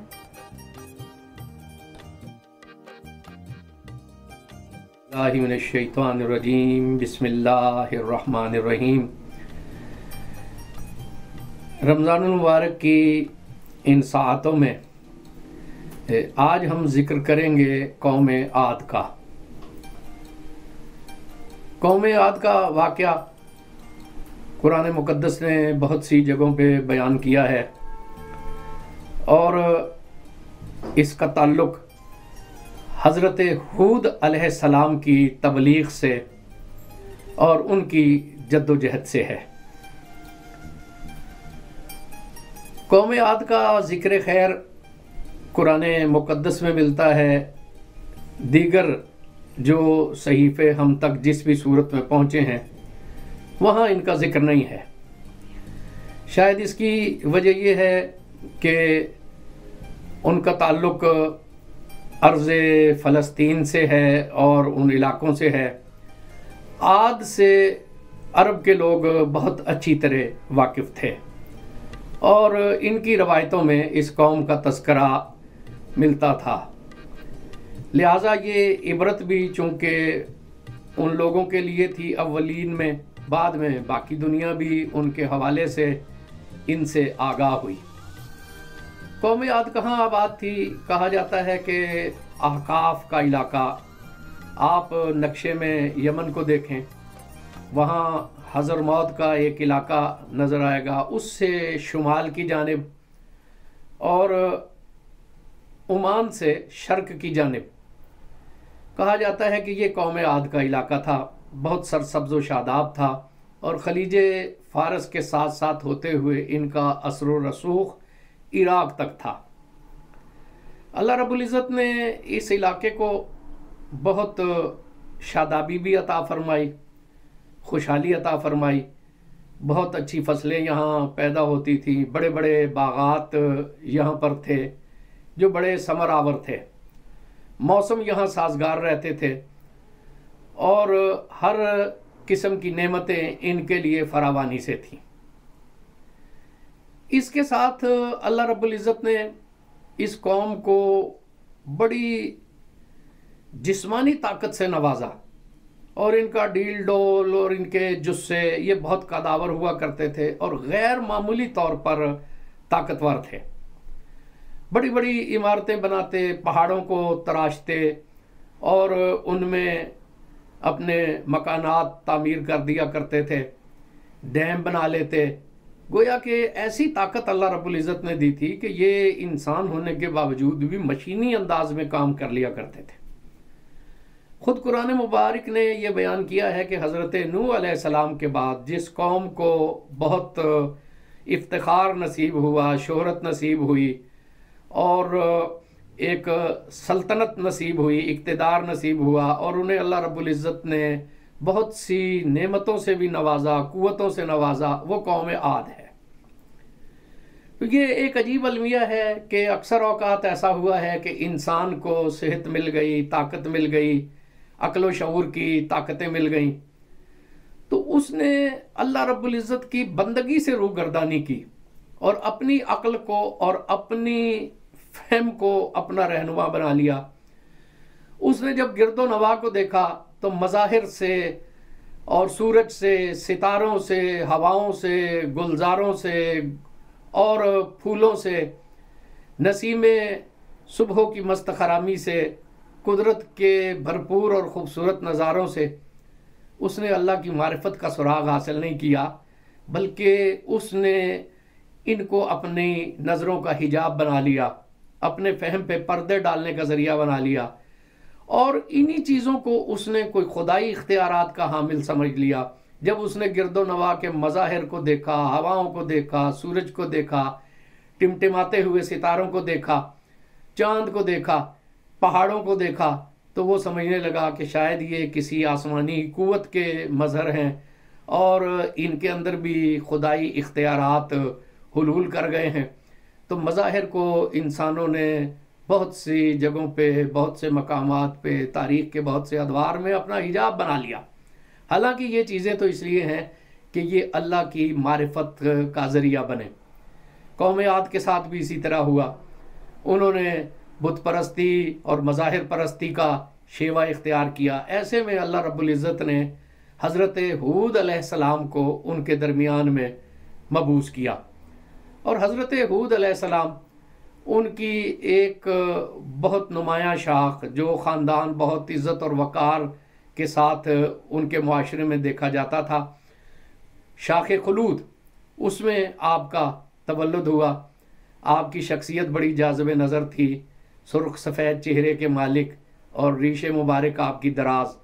आपने बड़ी दिलसोजी से उन्हें अल्लाह का रास्ता दिखाया, लेकिन वो इस पर हैरत ज़दा हुए और हुज्जत करने लगे और नाज़ेबा अल्फाज आपके बारे में कहने लगे। आपकी अकली सलाहियतों पर, जहनी सलाहियतों पर शुबा का इजहार करने लगे, लेकिन आप उन्हें बहुत ही नरम रवैये से समझाते, बड़े इखलास से समझाते, लेकिन वो बाज ना आते, उल्टा वो हुज्जतें करते और कहते कि कोई अजाब नहीं है। आप उन्हें कहते कि तुम अपने बुतों से कहो कि मुझे नुकसान पहुंचा दे, लेकिन जब वो कोई जवाब ना दे सकते तो वो कहते कि अपने खुदा से कहें कि वो हमें अपनी गिरफ्त में ले ले। जब अरसा दराज इसी बहसो तमहीस में गुजर गया और वो किसी तरह ना माने, तो फिर हज़रत हूद अलैहिस्सलाम ने उन्हें कहा कि फिर अब तैयार रहो, अल्लाह की तरफ से गिरफ्त आने वाली है। पहले तो उन पर एक कहत मुसल्लत हुआ, उनकी खेतियाँ खुश्क होने लगीं, बाग जो हैं वो बेसमर हो गए, बारिशें रुक गईं। लेकिन वो लोग अजीब जहनीत के हामिल थे, इससे भी वो बाज ना आए। कोई नीमे दरूं नीमे बरूं, चंद लोगों के अलावा किसी को हिदायत नसीब न हुई। तो फिर हज़रत हूद अलैहिस्सलाम ने कहा कि अब वो वक्त आ पहुंचा है। तेज़ हवाएं रफ्ता रफ्ता चलना शुरू हुई और वो ऐसी थी कि 8 दिन और 7 रातें तेज़ हवाएं चलती रहीं, हवाओं के झक्कड़ शुरू हुए और वो जिस जुस्से पर, जिस ताकत पर, जिस कदबुत पर उन्हें बड़ा नाज था, हवाएं उन्हें उठाती, हद नज़र तक आसमान तक ले जाती और फिर ज़मीन पर उन्हें पटक देती। उनकी हड्डियां बिखर गईं, उनके जोड़ जो है वो अलग अलग हो गए और ये 1 हफ्ते तक इसी तरह रहा और पूरी कौम नेस्त तो नाबूद हो गई, सिवाय उन लोगों के जो हज़रत हूद अलैहिस्सलाम के साथ थे। आपके बारे में कहा गया कि आप हज़र मौत की तरफ तशरीफ़ ले आए। हज़रत अली करमल्लाह वजहुल करीम ने फरमाया है कि एक सुर्ख टीले पर एक बहुत घने दरख्त के नीचे आप की कब्र अथर है। फ़लस्तीन के लोगों का कहना यह है कि आप उस वाक़े के बाद हिजरत करके फ़लस्तीन आ गए थे। वहाँ पर एक मकाम पे आपकी कब्र पाक के बारे में निशानदही की जाती है। अल्लाह आलम बिस्सवाब। ये वाक़यात उस वक्त के हैं कि जब तारीख़ अभी मुदव्वन नहीं हुई थी। हमारे लिए इसमें सबक है कि ताकत का गुरूर, सेहत जवानी का गुरूर, ज़हानत का गुरूर कोई चीज़ नहीं होती। अल्लाह रब्बुल इज़्ज़त के हुक्म की पैरवी ही में हम सब के लिए आफ़ियत है। अल्लाह हमें अमल की तौफ़ीक़ अता फरमाए। रमज़ान करीम, रमज़ान करीम, रमज़ान करीम, रमज़ान करीम, रमज़ान करीम, रमज़ान करीम, रमज़ान करीम, रमज़ान करीम। GNN के स्पेशल रमज़ान ट्रांसमिशन में एक दफ़ा फिर से आपको खुशामदीद कहते हैं। इंसान को बचाना बहुत ही बड़ी नेमत भी है, बहुत ही बड़ा फरीज़ा भी है, एक ज़िम्मेदारी भी है दूसरे इंसान पे। और अल्लाह ताला अपने ख़ास बंदों को चुन लेता है इंसानियत की खिदमत के लिए, और वो बहुत ही रहमत भरे लोग होते हैं। और ऐसे ही रहमत भरे लोगों को चुन लिया गया पाकिस्तान में उस वक्त जब ये ख्याल किया जाता था कि हमारे यहाँ पे कैंसर के मूजी मर्ज से बचने की कोई तदबीर नहीं हो सकती, किसी किस्म का कोई इलाज नहीं हो सकता, और इलाज अगर है भी तो इतना महंगा कि कोई आम इंसान उसको अफोर्ड कर ही नहीं सकता। सो ऐसी मौके पर शौकत खानम हॉस्पिटल वजूद में आया और आज उन ख़ास बंदों में से जिन पर अल्लाह ताला की ख़ास अनायात है, क्योंकि उन्होंने इंसानियत की खिदमत में एक बेड़ा उठा रखा है इस चीज़ का। हमारे साथ मौजूद हैं डॉक्टर मोहम्मद आसिम यूसुफ साहब। अस्सलाम वालेकुम, कैसे हैं आप? हाँ जी, अल्लाह का शुक्र है। डॉक्टर साहब, पहले तो हम बात करेंगे कैंसर के मर्ज़ के मुतल्लिक़ कि इसकी हमारे पाकिस्तान में क्या सूरत हाल है, कितने मरीज़ हैं और इसके इलाज की क्या सहूलियात हमारे यहाँ पे मौजूद हैं? शुक्रिया। पाकिस्तान में जी इस वक्त 1,75,000 से ज़ायद नए कैंसर पेशेंट्स हर साल तशख़ीस की जाती हैं। अच्छा। सो काफ़ी ज़्यादा केसेस हैं और फैसिलिटीज़ बहुत कम हैं उनकी तशख़ीस के लिए भी और इलाज के लिए भी। तो Shaukat Khanum memorial cancer hospital का जो मॉडल है, हमारा टर्शरी केयर कैंसर सेंटर्स हैं हमारे, यानी कि एक ही अस्पताल के अंदर तमाम तशख़ीस की जो मशीनरी और स्पेशलिस्ट हैं, तमाम जो इलाज है कैंसर का, चाहे वो कीमोथेरेपी या दवाइयों से हो, बिजली की शुआओं से या रेडिएशन से या सर्जरी से, और फिर जब कैंसर का इलाज और मुमकिन नहीं होता, जिनकी बीमारी बढ़ जाती है या लास्ट स्टेजेस में, उसके लिए पैलिएटिव केयर भी हम प्रोवाइड करते हैं, जो कि बीमारी की अलामात हैं उनका इलाज किया जाता है। अच्छा, इस बीमारी की इलामात को कितने अरसे में, मतलब एक मरीज़ आपके पास आता है, आप उसके तमाम टेस्ट करते हैं, तो कितने अरसे में, कितने दिनों में पता चल जाता है कि वाकई से कैंसर है और कौन सी स्टेज पे कैंसर पहुंच चुका है? ये वेरी करता है एक कैंसर से दूसरे में, क्योंकि कैंसर एक बीमारी तो नहीं है, मुख्तलिफ किस्म के कैंसर्स हैं। तो जितने भी किस्म के कैंसर्स हैं, क्या उन सब इकसाम का इलाज इस कैंसर हॉस्पिटल में अवेलेबल है? जी, तकरीबन सारे कैंसर्स का इलाज हम करते हैं, बड़ों में भी छोटों में भी। हमारा एक अस्पताल लाहौर में है जो 1994 में खुला।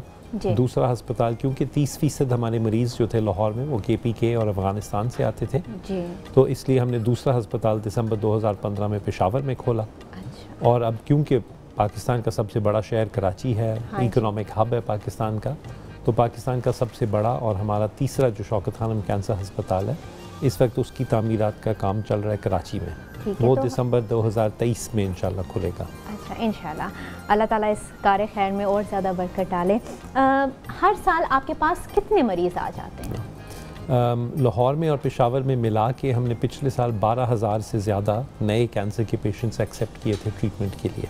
अच्छा। इसके अलावा किसी भी वक्त 35,000 के करीब ऐसे मरीज़ होते हैं जिनका एक्टिव ट्रीटमेंट ख़त्म हो चुका होता है, लेकिन 5 साल तक हम बड़ों को और बच्चों को 10 साल तक उनको फॉलो अप करते हैं। ठीक है। तो वो बाकायदगी से आते हैं, डॉक्टर्स देखते हैं, एग्जामिन करते हैं और उनके टेस्ट और स्कैन्स वगैरह होते रहते हैं। और जब ये बाकायदगी से 5 साल तक आते रहते हैं आपके पास, तो क्या तब भी उनका इलाज फ्री होता है या उसका क्या प्रोसीजर है? हमारे यहाँ 75% से ज़ायद जो मरीज़ हैं टोटल, तो तकरीबन किसी भी वक्त 50,000 के करीब मरीज़ हमारे सिस्टम में होते हैं।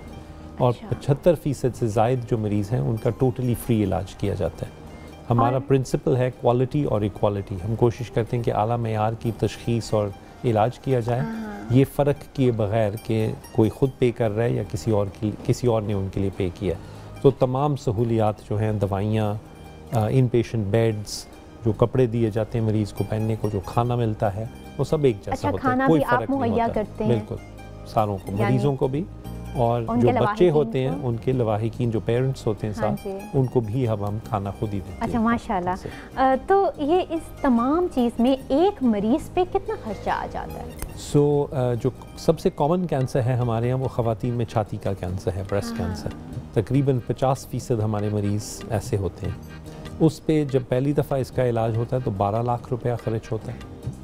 और अगर कोई ज़्यादा कॉम्प्लिकेटेड कैंसर जैसे खून के कैंसर हैं, ल्यूकीमिया या लिम्फोमा, उसमें 30 लाख रुपए तक खर्च हो सकता है। 30 लाख और ये भी उसी 75% फ्री में आता है। ये भी कोई रिस्ट्रिक्शन नहीं है, कोई भी कैंसर हो, अगर आप मुस्तहक हैं तो आपका बिल्कुल फ्री किया जाएगा इलाज। तो ये जो 12 लाख का और 30 लाख का एकदम से पे कर देना वाकई एक बहुत मुश्किल अमल है। क्या इकट्ठे यकमुश्त हमें ये पे करना पड़ता है या किस अंदाज से? तो जैसे मैंने कहा, तकरीबन 20 या 22% लोग हैं जो खुद पे करते हैं। ठीक है। वो फुल पेमेंट करते हैं, लेकिन कोई भी फुल पेमेंट एक साथ तो नहीं करता, क्योंकि कैंसर का इलाज लंबा होता है जी। कई महीनों तक चलता है, समटाइम्स 1-2 साल तक चल सकता है। तो ये पार्ट्स में, इंस्टॉलमेंट्स में लोग पे करते हैं। तो ये कैंसर ऑपरेशंस चलाने के लिए कितनी रकम दरकार होती है? इस साल जी हमारा बजट जो है पिछले सालों से ज़रा ज़्यादा है और मैं वो एक्सप्लेन करता हूँ। इस साल हमारा बजट 28 अरब रुपए है। अच्छा। ये पिछले सालों से ज़रा ज़्यादा है क्योंकि इस वक्त हम कराची हॉस्पिटल जो बना रहे हैं उसकी भी फंड रेजिंग कर रहे हैं।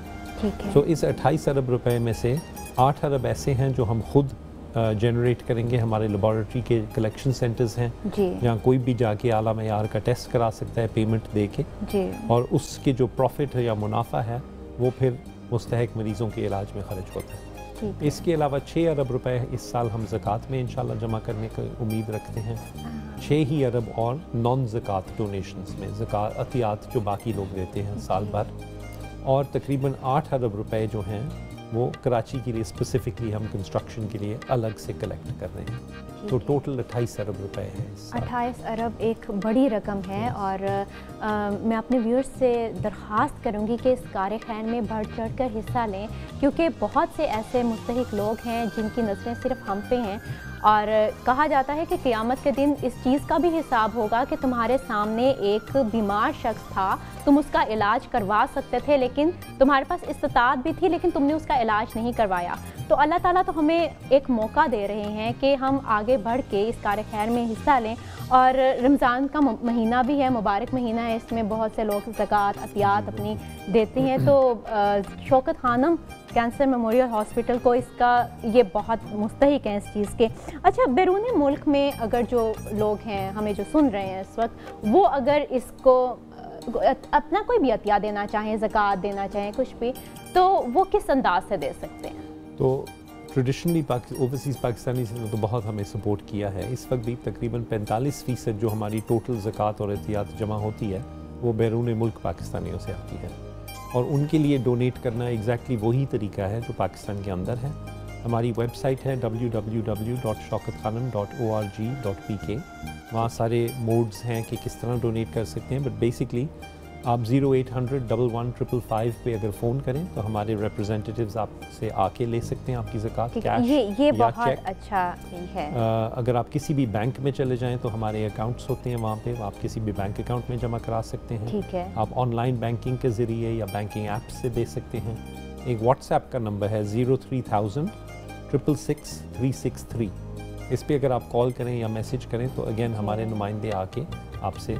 डॉक्टर साहब, गुफ्तगू को हम आगे बढ़ाएंगे लेकिन यहाँ पे वक्त हो चुका है एक शॉर्ट ब्रेक का। ब्रेक से वापस आएंगे और फिर आपसे बात होगी।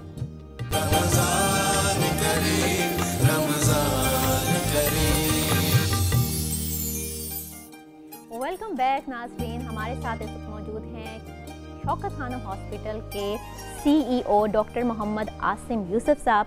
डॉक्टर साहब, बहुत से लोगों का ये ख्याल होता है कि अगर हमने ज़कात अदा करनी है तो पता नहीं वो ठीक जगह पे लग भी रही है या नहीं लग रही है। इस तमाम सूरत हाल में आपका इदारा क्या काम कर रहा है? ये बहुत इम्पोर्टेंट पॉइंट है। हमने हमेशा से इस्लामिक प्रिंसिपल्स के मुताबिक ही ज़कात को कलेक्ट भी किया है, उसको इस्तेमाल भी किया है हमेशा। हमारे यहाँ ज़कात डायरेक्ट पेशेंट केयर पे सिर्फ खर्ची जाती है, तामीरात या इस तरह के कामों में नहीं खर्ची जाती। अच्छा। दूसरी बात यह है कि जिस साल में ज़कात कलेक्ट की जाती है, जमा होती है, उसी साल में तमाम की तमाम खर्ची जाती है। जस्ट एज एन एग्ज़ाम्पल, पिछले साल 2021 में हमने 5.1 अरब रुपए ज़कात इकट्ठी की थी और टोटल जो हमने मुस्तहक मरीज़ों के ऊपर ख़र्चा था सपोर्ट के लिए, ट्रीटमेंट के लिए कैंसर के, वो 9.7 अरब रुपए था। सो क्लियरली ज़कात तो सारी लग गई। उसके अलावा जो नॉन ज़कात डोनेशंस होती हैं, अतियात बाकी हैं, और जो हमारा अपना रेवेन्यू है उससे भी हम फ्री ट्रीटमेंट सपोर्ट करते हैं। हमने पाकिस्तान का जो लीडिंग इस्लामिक बैंक है उसकी मदद से इस साल अपने सारे ज़कात प्रोसेसेस को इंस्पेक्ट करवाया देखने के लिए कि शरिया वो कंप्लायंट हैं कि नहीं। और अब एक बहुत मशहूर उम्मा स्कॉलर हैं जिन्होंने हमें शरिया कंप्लायंट सर्टिफिकेट भी इशू किया है, ये जो कि ये टेस्टिफाई करता है कि हमारे तमाम जो ज़कात के प्रोसेसेस हैं वो इस्लामिक प्रिंसिपल्स और कवानीन के मुताबिक है। माशाल्लाह, ये तो बहुत अच्छी बात है। आप इन सारी चीज़ों पे ठीक है आप उधर खर्च करते हैं, इस मालियाती निज़ाम को शफाफ बनाने का आपने क्या तरीका अपनाया है? तो ये भी जब से हम इस्टेब्लिश हुए 1994 में, पाकिस्तान की जो लीडिंग फर्म है चार्टर्ड अकाउंटेंट्स की, वो हमारे ऑडिट करते हैं हर साल हमारे अकाउंट्स। तो और वो तमाम हमारे पिछले 27 साल के ऑडिटेड अकाउंट्स हमारी वेबसाइट पे हैं। वो कोई भी देख सकता है, पब्लिक के लिए अवेलेबल है। इसके अलावा पाकिस्तान सेंटर फॉर फिलैंथ्रोपी है एक ऑर्गेनाइजेशन जो पाकिस्तान भर में जितने चैरिटेबल ऑर्गेनाइजेशंस हैं उनको ऑडिट करती है, इंस्पेक्ट करती है, वेरीफाई करती है कि उनके जो प्रोसीजर्स और प्रोसेसेस हैं वो लीगल हैं, ट्रांसपेरेंट हैं, जो वो कहते हैं वही कर रहे हैं। तो पीसीपी जो पाकिस्तान सेंटर फॉर फिलैंथ्रोपी है उसने भी 2005 से शौकत खानम को सर्टिफाई किया हुआ है और वेरीफाई किया हुआ है। ये लास्ट हमारी इंस्पेक्शन 2021 में हुई थी। ठीक है, लेकिन डॉक्टर साहब अब लाहौर है, कराची, पेशावर, अब कोई मरीज़ ये तो नहीं होगा कि कहेगा कि भाई लाहौर जाके इलाज करवाऊँ तो वहाँ पे ठीक इलाज होगा, नहीं तो पेशावर में ठीक नहीं हो रहा, कराची में वो सहूलियात हमें मुयस्सर नहीं है, इसके बारे में आपने क्या किया? हमारे जी सारे अभी तो 2 हैं हॉस्पिटल, पर जो कराची में भी बन रहे हैं उसमें भी एग्जैक्टली वही स्टैंडर्ड्स होंगे। ठीक है, तमाम फैसिलिटीज़ एक जैसी होती हैं। जो इलाज एक जगह पे मुयस्सर हैं वो दूसरे में भी हैं, तो कोई फ़र्क नहीं किया जाता किसी भी मरीज़ के दरमियान या हस्पतालों के दरमियान। तमाम फैसिलिटीज़ एक जैसी होंगी। और कराची में भी इंशाल्लाह 75% से ज़ायद, जिस तरह बाकी 2 हॉस्पिटल्स में फ्री इलाज किया जाता है, वहाँ पे भी एग्जैक्टली यही प्रिंसिपल फॉलो किया जाएगा। तो अब इस साल जितने भी मरीज़ आपके पास आ रहे हैं उनके इलाज के लिए आपको कितनी रकम दरकार है? इस साल हमारा जो बजट है वो 28 अरब रुपए का है, जिसमें से 8 अरब रुपए हम खुद जनरेट करेंगे अपने लेबॉरेटरी कलेक्शन सेंटर के ज़रिए, जहाँ पे कोई भी जाके फ्री पेमेंट के बेसिस पे टेस्ट करवा सकते हैं और उससे जो मुनाफा हस्पताल कमाता है वो मुस्तहिक मरीज़ों के इलाज में खर्चा जाता है। तो आपको आला मयार का टेस्ट भी मिल गया और आपने अपना हिस्सा उस इलाज में भी डाला। इसके अलावा 6 अरब रुपए इस साल हमारा टारगेट है कि हम ज़कात जमा करेंगे, ओवरसीज़ पाकिस्तानी से भी और पाकिस्तान के अंदर भी मिला के, और 6 ही अरब तकरीबन ज़कात के अलावा जो अतियात सारा साल आती हैं हमें, वो हम उम्मीद करते हैं कि होंगी इंशाल्लाह। अल्लाह ताला इस काम में बरकत डाले। डॉक्टर साहब, मैं चाहूँगी कि एक दफ़ा फिर भी जो हमारे पाकिस्तान में मौजूद हैं या पाकिस्तान से बाहर जितने भी हमारे बहन भाई मौजूद हैं और वो शौकत खानम के लिए कुछ ना कुछ करना चाहते हैं, उन मुस्तहिक लोगों के लिए कुछ करना चाहते हैं, तो वो अपनी अतियात और ज़कात जिस अंदाज से आप तक पहुँचाएँ, साफ़ शफाफ तरीके से, एक दफ़ा मैं चाहूँगी आप दोबारा से बता दें। शुक्रिया जी। पाकिस्तानी नेशन ने हमें हमेशा सपोर्ट किया है। हर साल हमें पिछले साल से ज़्यादा ज़कात और अतियात मिलती है और इसी की वजह से क्योंकि लोगों को यकीन है कि उनकी ज़कात और अतियात सही जगह पे लग रही है। 27 साल से हर साल हम पिछले साल से ज़्यादा ज़कात और एहतियात जमा करते हैं और हर साल उसकी वजह से पिछले साल से ज़्यादा मुस्तहिक मरीज़ों का इलाज फ्री किया जाता है। ठीक है। हमारी वेबसाइट है www.shaukatkhanam.org.pk। उस पर जाके आप डायरेक्टली वहीं से डोनेट कर सकते हैं क्रेडिट कार्ड के ज़रिए, और बाकी तरीके जो हैं वो भी वहाँ लिखे हुए हैं।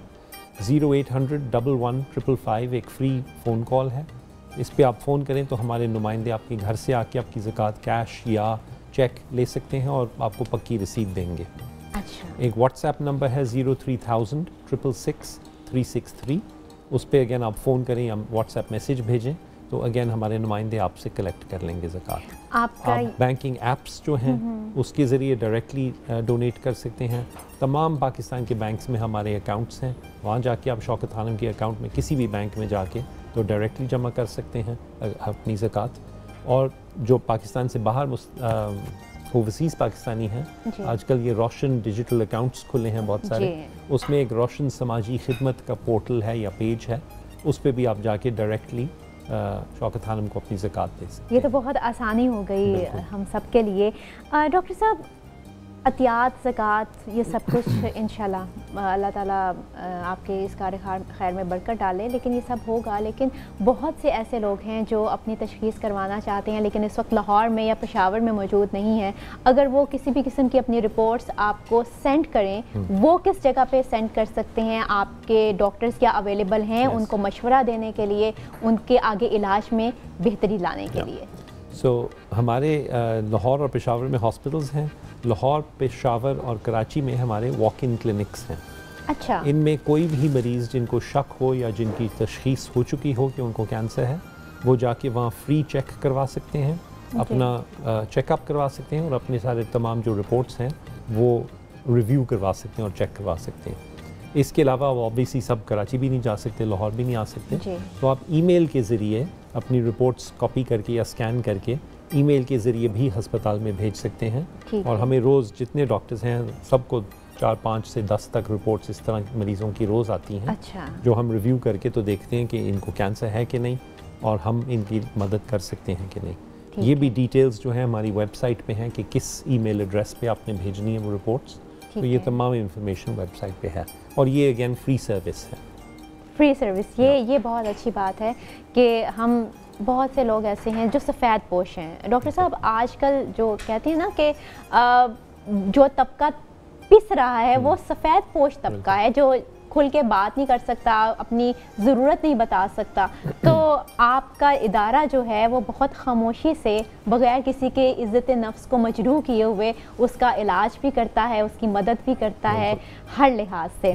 तो बहुत शुक्रिया। और मैं तो यही चाहूँगी कि जितने लोग भी आज हमें सुन रहे हैं वो जहाँ पे भी मौजूद हैं वो अपने ज़कात, अतियात, और ज़रूरी नहीं है कि आपने रमज़ानुल मुबारक में ही आपने देना है, रमज़ानुल मुबारक के बाद भी आप इस ज़िक्र खैर में शामिल हो सकते हैं, सवाब दारैन कमा सकते हैं। डॉक्टर साहब यहाँ पे बात वही आ गई कि रमज़ानुल मुबारक के ही ख़ास महीने में लोग आपकी तरफ ज़्यादा मुतवज्जो होते हैं, बाकी महीनों में क्या शेड्यूल है इसका? ट्रेडिशनली मेरे ख्याल से पाकिस्तान में या दुनिया भर में ही मुसलमान ज़्यादातर शायद ज़कात रमज़ान के महीने में ही देते हैं।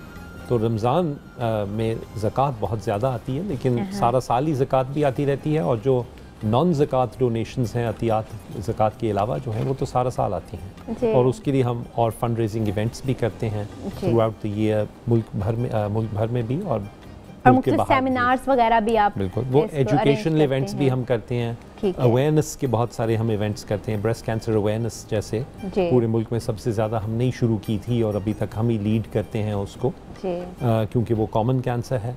वर्ल्ड टबैको डे के बारे में हम बहुत अवेयरनेस करते हैं क्योंकि तंबाकू के साथ जो कैंसर्स रिलेटेड हैं वो हैं। तो एजुकेशनल और रिसर्च इवेंट्स तो होते ही रहते हैं, अवेयरनेस भी होती रहती है, but specifically fund raising events भी सारा साल चलते रहते हैं। तो इंशाल्लाह अल्लाह ताला इसमें और बेहतरी लेके आए और हमें तौफीक दे कि हम इस काम के किसी से सवाब के काम को आगे बढ़ा सकें। नाज़रीन, यहाँ पे हमारे साथ मौजूद हैं मोहम्मद सलमान कादरी साहब और वो हजूर सल्लल्लाहु अलैहि वसल्लम के हजूर नजराना अकीदत पेश करेंगे। जिंदगी मदीने से झोंके हवा के ला, जा जिंदगी मदीने से झोंके हवा के ला, शायद हुजूर हमसे खफा है मना के ला, शायद हुजूर हमसे खफा है मना के ला। कुछ हम भी अपना चेहराए बातन सवार ले,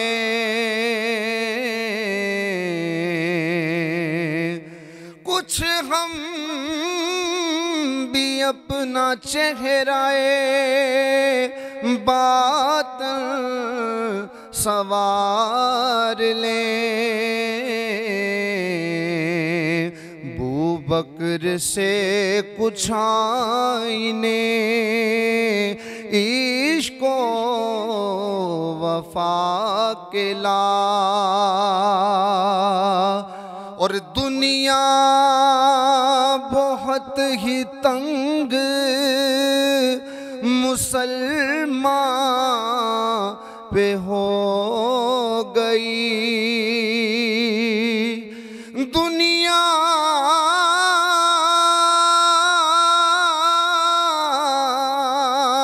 बहुत ही तंग मुसलमान पे हो गई, फारूक के ज़माने का नक्शा उठा के ला, मरहूम कर दिया हमें जिसे निगाह ने,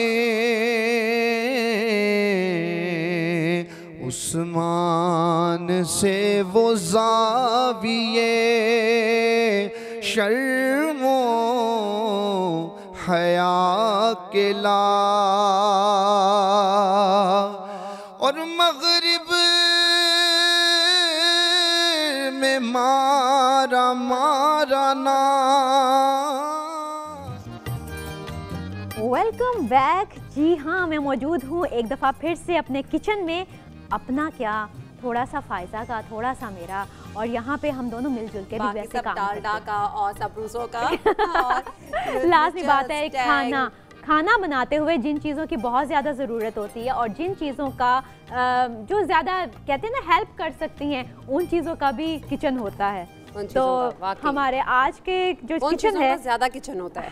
हाँ जी, ज़्यादा होता है, क्योंकि आज हमारा जो चिकन बना है हमारे किचन में वो है सबरोसो का, और साथ हम जो फ्रेंच फ्राइज़ बनाए हैं फायजा ने, और हम ये खाएंगे मिचल्स की चिली गार्लिक सॉस के साथ, मेरे मुंह में पानी बिरयानी के साथ।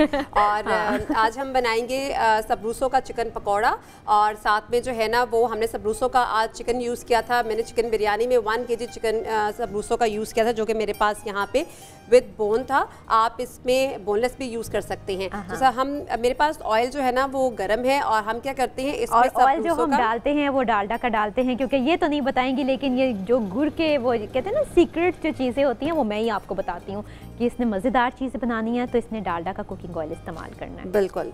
और अब हम सबरूसों के जो है ना ये पैकिंग को ओपन करते हैं। हमने सबरूसों का चिकन पकौड़ा बनाना है आज, और सबरूसों का चिकन पकौड़ा डॉक्टर आपने पहले खाया है? आपके हाथ से खाएंगे, बहुत मज़े का होता है। मैंने इसको बहुत दफ़ा टेस्ट किया है, और ये बहुत टेस्टी भी बनता है और बहुत क्रिस्पी भी बनता है। तो मैं आपकी हेल्प करवा दूं इसमें? नहीं थैंक यू, बस ये हो गया। Thank you so much. और दरअसल छोटे मोटे कामों में हेल्प करा देने से ना वो एक नाम बन जाता है ना, कि लड़की बड़ी कामू है जी, लड़की को काम बहुत आते हैं। किचन में चाहे साइड पे खड़े होके बस देखती रहा, हाँ जी ऐसे ऐसे ऐसे। अच्छा, वैसे ज़्यादातर लड़कियों का तो सारा क्रेडिट लेने वाली बात होती है ना, थोड़ा सा काम करवा के। हाँ, लेकिन इसका अपना ही एक मज़ा है। चलें, हमने ये चिकन, अच्छा इसकी कोटिंग देखें कितनी अच्छी हुई हुई है। और इसमें जो कोटिंग हुई हुई है वो बेसन की है, और बेसन की कोटिंग बहुत अच्छी इसके ऊपर स्टे भी की हुई है।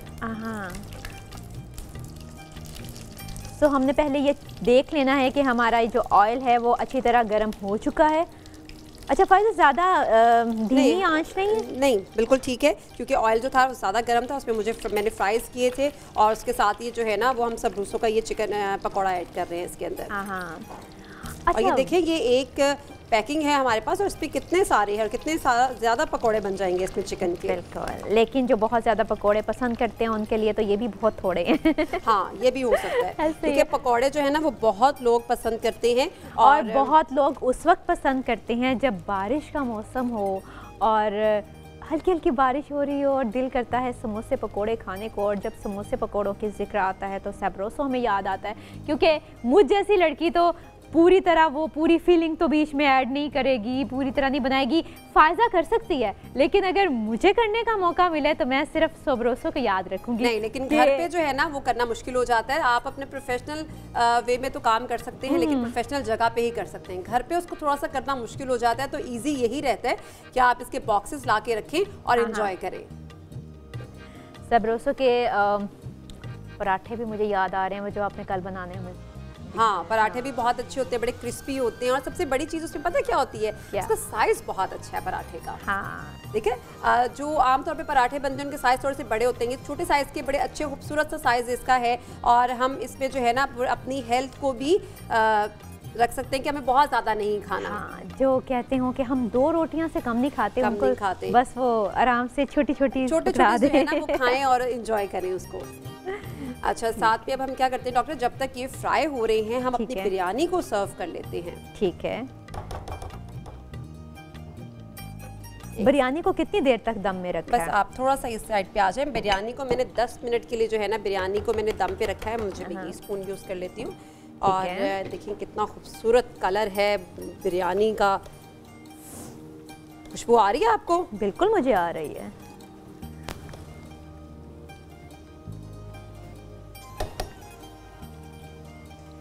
वो इसमें जर्दा रंग भी डाला है। बिल्कुल, बिरयानी जो है वो जर्दे रंग के बगैर तो बन ही नहीं सकती। जो खूबसूरती इसके जर्दे रंग से आती है ना, यानी कि जो बिरयानी का येलो कलर या फिर जो इसका कलर आता है, रेड कलर भी आप इसमें ऐड कर सकते हैं, लेकिन मैंने इसमें जो है ना अभी सिर्फ और सिर्फ orange colour, sorry yellow colour ही ऐड किया है। अच्छा फ़ायज़ा, बाज़ औक़ात ऐसा होता है हम चावलों पे जर्दा रंग जब डालते हैं और फिर हम जब उसे मिक्स करते हैं तो सबके सब ही येलो हो जाते हैं, वाइट कहीं कहीं नज़र आता है। तो इसको किस तरह, जिस तरह आपके अलग से वाइट भी ज़्यादा नज़र आ रही हैं, येलो भी उसी मिकदार में नज़र आ रही हैं, तो ये बैलेंस किस तरह होगा? ये साइड पे रख दीजिए। ये आप इसमें ऐसे कर सकते हैं ना कि आपने पूरे पोर्शन में नहीं डालना येलो कलर, आपने सिर्फ एक लाइट से पोर्शन में ना येलो कलर ऐड करना है। अच्छा, तो उसमें क्या होगा कि वो सारे जो है ना अच्छे तरीके से मिक्स हो जाएंगे। क्योंकि मैंने बिरयानी का जब दम खोला था तो मैंने इसको अच्छे तरीके से मिक्स नहीं किया था। अच्छा, आप चाहें तो इसको मिक्स कर सकते हैं, चाहें तो आप इसको वैसे भी डाल सकते हैं, यानी कि कलर्स भी वाइट भी नज़र आए, इसमें येलो भी नज़र आ रहा हो कलर, बड़ा खूबसूरत सा हर कॉम्बिनेशन हो इसके साथ। डॉक्टर काइंडली आप इसको हिला दीजिएगा ज़रा। ओके जी, मुझे पता था मुझे साथ हेल्प करनी पड़नी है। डेफिनेटली, हेल्प के बगैर तो देखिए काम हो ही नहीं सकता। बिल्कुल। आई थिंक ये लाइट गोल्डन ब्राउन हो गए हैं। हाँ जी, हो गए, और आप इसको इसी में निकाल लीजिए। ठीक है। तो हम यहाँ पे बड़े मज़े के पकोड़े बना रहे हैं, और सप्रूसों के पकोड़े बना रहे हैं। हाँ, और आपको पता है कि टाइम की बचत के लिए आप सप्रूसों का इस्तेमाल करें। पकोड़े हम पता है कब बनाते हैं? स्पेशली कब बनाते हैं? पकोड़ों के बगैर क्या चीज़ नामुकम्मल है? हाँ, मिचेल्स की केचप नहीं, वो उसके अलावा भी एक और चीज़। क्या चीज़ आप बताएं? देखें जी, हमारा दस्तरखान अफ्तारी का नामुकम्मल है पकोड़ों के बगैर। पकोड़े ना बने हो ना, ये चाहे बिरयानी बनी हो और जितनी मर्जी 36 डिशेस रख दो, समोसे पकोड़े ना हो ना तो बिल्कुल उस तरह लगता ही नहीं अफ्तारी हो रही है। बिल्कुल ऐसे ही है। हाय, खुशबू कितनी मज़े की आ रही है। पकोड़े। बाकी बिरयानी को हम ढक देते हैं। और अच्छा, मैं क्या करती हूँ, मेरे घर में स्पेशली जब बिरयानी बनती है ना तो उसके साथ फ्राइज़ ज़रूर डाले जाते हैं। अच्छा। तो मैंने थोड़े से फ्राइज़ जो है ना वो बना के रखे हैं, तो आप वो निकाल लें, उसके बाद फिर हम इसमें फ्राइज़ भी ऐड करते हैं। ठीक है। थोड़ा सा मैं यहाँ पे रोज़ पेटल का टिश्यू यूज़ करूँगी। अच्छा, माशाल्लाह से पैकिंग बड़ी अच्छी होती है इनकी। अच्छा, ना ये ले। ओके, आप डॉक्टर ये मुझे ओपन कर दें, ये मुझे दे दें ताकि मैं इसको ना डाल दूँ इस पर। आप डेकोरेट करें। हाँ जी, ठीक है। बात चलती है जब सफाई की तो हम याद करते हैं रोज़ पेटल को, सॉरी उसको रोज़ पेटल को याद करते हैं। और हम इसके मैंने जो अभी इस पे डिश पे भी अप्लाई किया था तो मैंने रोज़ पेटल ही अप्लाई किया है। और इनफैक्ट मैंने भी ये करना शुरू कर दिया इस वजह से कि आपने मुझे बताया था कि इसको यूज़ करने से कुछ कैलोरीज भी कम होती हैं। कैलोरीज भी कम होती हैं, 260 कैलोरीज जो है ना ये एब्जॉर्ब करता है। हाँ, ठीक है। हमारी बिरयानी रेडी है, हमारा चिकन पकोड़ा रेडी है, उसके साथ मैंने सैलड बनाया था वो रेडी है, डोनट्स रेडी हैं हमारे। अब जो है ना हम आ जाते हैं अपने ड्रिंक की तरफ। ठीक है। अच्छा डॉक्टर, गेस करें आज हम क्या ड्रिंक बना रहे हैं? क्या ड्रिंक? यहाँ पे तो मुझे कीवी भी नजर आ रहा है। कीवी नजर आ रहा है आपको? आज हम कीवी लेमनेड बना रहे हैं। बहुत से लोग कीवी बहुत लाइक करते हैं लेकिन उनको उसके डिफरेंट यूज़ नहीं पता होते, तो आज हम कीवी को ड्रिंक में यूज़ करेंगे। कीवी लेमनेड बनाएंगे हम, और इसको बनाने के लिए हमारे पास 3 से 4 इंग्रेडिएंट्स हैं जो कि मैं आपके साथ शेयर करती हूँ। सबसे पहले ना आप अपने ग्लासेस को बड़ा अच्छा प्रेजेंटेबल बनाया करें, खूबसूरत बनाया करें, ताकि ड्रिंक जो है ना वो आपका पीने को दिल करे। और ये मैंने एक कीवी लगाया है, एक मैंने इसकी साइड पे जो है ना वो लेमन लगाया है, और साइड पे आप शुगर या सॉल्ट लगा सकते हैं। अच्छा, ये किस तरह लगाया है आपने? क्या पहले क्या इस पे मैंने थोड़ा सा शुगर सिरप जो है ना उसमें डिप किया ग्लास को, और फिर शुगर मैंने इसमें थोड़ा सॉल्ट अप्लाई किया, और एक में मैंने शुगर अप्लाई की है। लेकिन चीनी जो है ना वो आप बारीक वाली यूज़ कीजिएगा, क्योंकि बारीक चीनी जो है ना वो ग्लास की खूबसूरती को एनहांस करता है। और अब क्या करेंगे, मैं आपके साथ इंग्रेडिएंट्स को शेयर करती हूँ। मेरे पास यहाँ पे है लेमन जूस जो कि है मिचेल्स का, मेरे पास यहाँ पे ब्लैक सॉल्ट है, और ब्लैक सॉल्ट टू टेस्ट मुझे ऐड करना है। उसके बाद मेरे पास यहाँ पे हाफ कप जो है ना वो शुगर है। अगर आप शुगर नहीं ऐड करना चाहते तो आप इसको सॉल्ट के साथ भी बना सकते हैं। ठीक है। और उसके बाद मेरे पास यहाँ पे कीवी है, और कीवी के बाद मेरे पास यहाँ पे सोडा है। सोडा हम इसमें यूज़ करेंगे 2 कप्स। और उसके बाद मेरे पास यहाँ पे आइस है। आइस के बगैर कोई ड्रिंक नहीं बनता विदाउट आइस। अफ्तारी जब आपने करनी हो तो फिर तो ठंडी ठंडी कोई ना कोई चीज़ पीने को दिल करता है। डेफिनेटली। और इसमें आप मिंट भी ऐड कर सकते हैं। देखिए मिंट जो है ना वो टेस्ट पे डिपेंड करता है कि आप इसमें ऐड करना चाहें। अगर आप इसमें ब्लैक सॉल्ट नहीं ऐड करना चाहते तो आप रेगुलर सॉल्ट ऐड कर लें। अगर आप इसको मजीद इन्हांस करना चाहते हैं इसके फ्लेवर को तो आप इसमें मिंट ऐड कर लें। ठीक है। तो अभी हमने कीवी कितनी ली है? कीवी जो है ना वो मेरे पास 6 पीसेस कीवी के हैं। ठीक है। और मैं इसमें ऐड करूँगी, मुझे कीवी चाहिए, रिपीट कर रही हूँ साथ साथ, 3 पीसेस कीवी के हैं, और आपने इसको इस तरह से काट लेना है। एक कीवी जो है ना वो मैंने काटा नहीं, मैं भूल गई, अब इसको हम अभी काट लेते हैं। अभी यहीं पे हम कीवी को कट कर लेते हैं।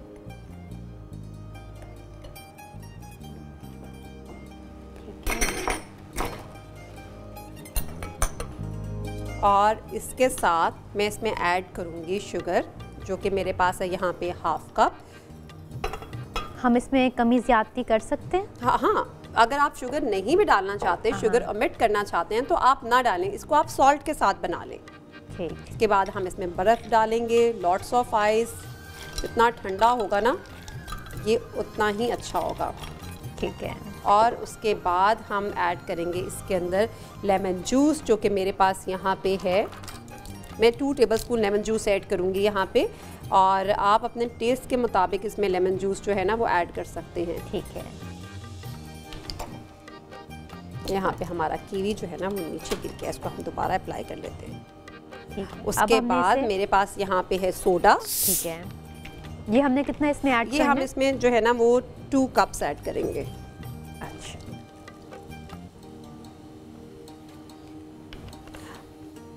और इसके बाद मेरे पास यहाँ पे है सॉल्ट। टू टेस्ट आपने इसमें सॉल्ट ऐड करना है। मुझे तो वैसे ब्लैक सॉल्ट बहुत पसंद है। आपको रेगुलर सॉल्ट ड्रिंक्स में यूज़ करती हैं, मैं तो जैसे ड्रिंक्स में स्पेशली जो है ना वो ब्लैक सॉल्ट का ही इस्तेमाल करती हूँ। वो मूड पे डिपेंड करता है, कभी ब्लैक सॉल्ट लेने का दिल कर रहा होता है, कभी पिंक सॉल्ट के लिए दिल करता है।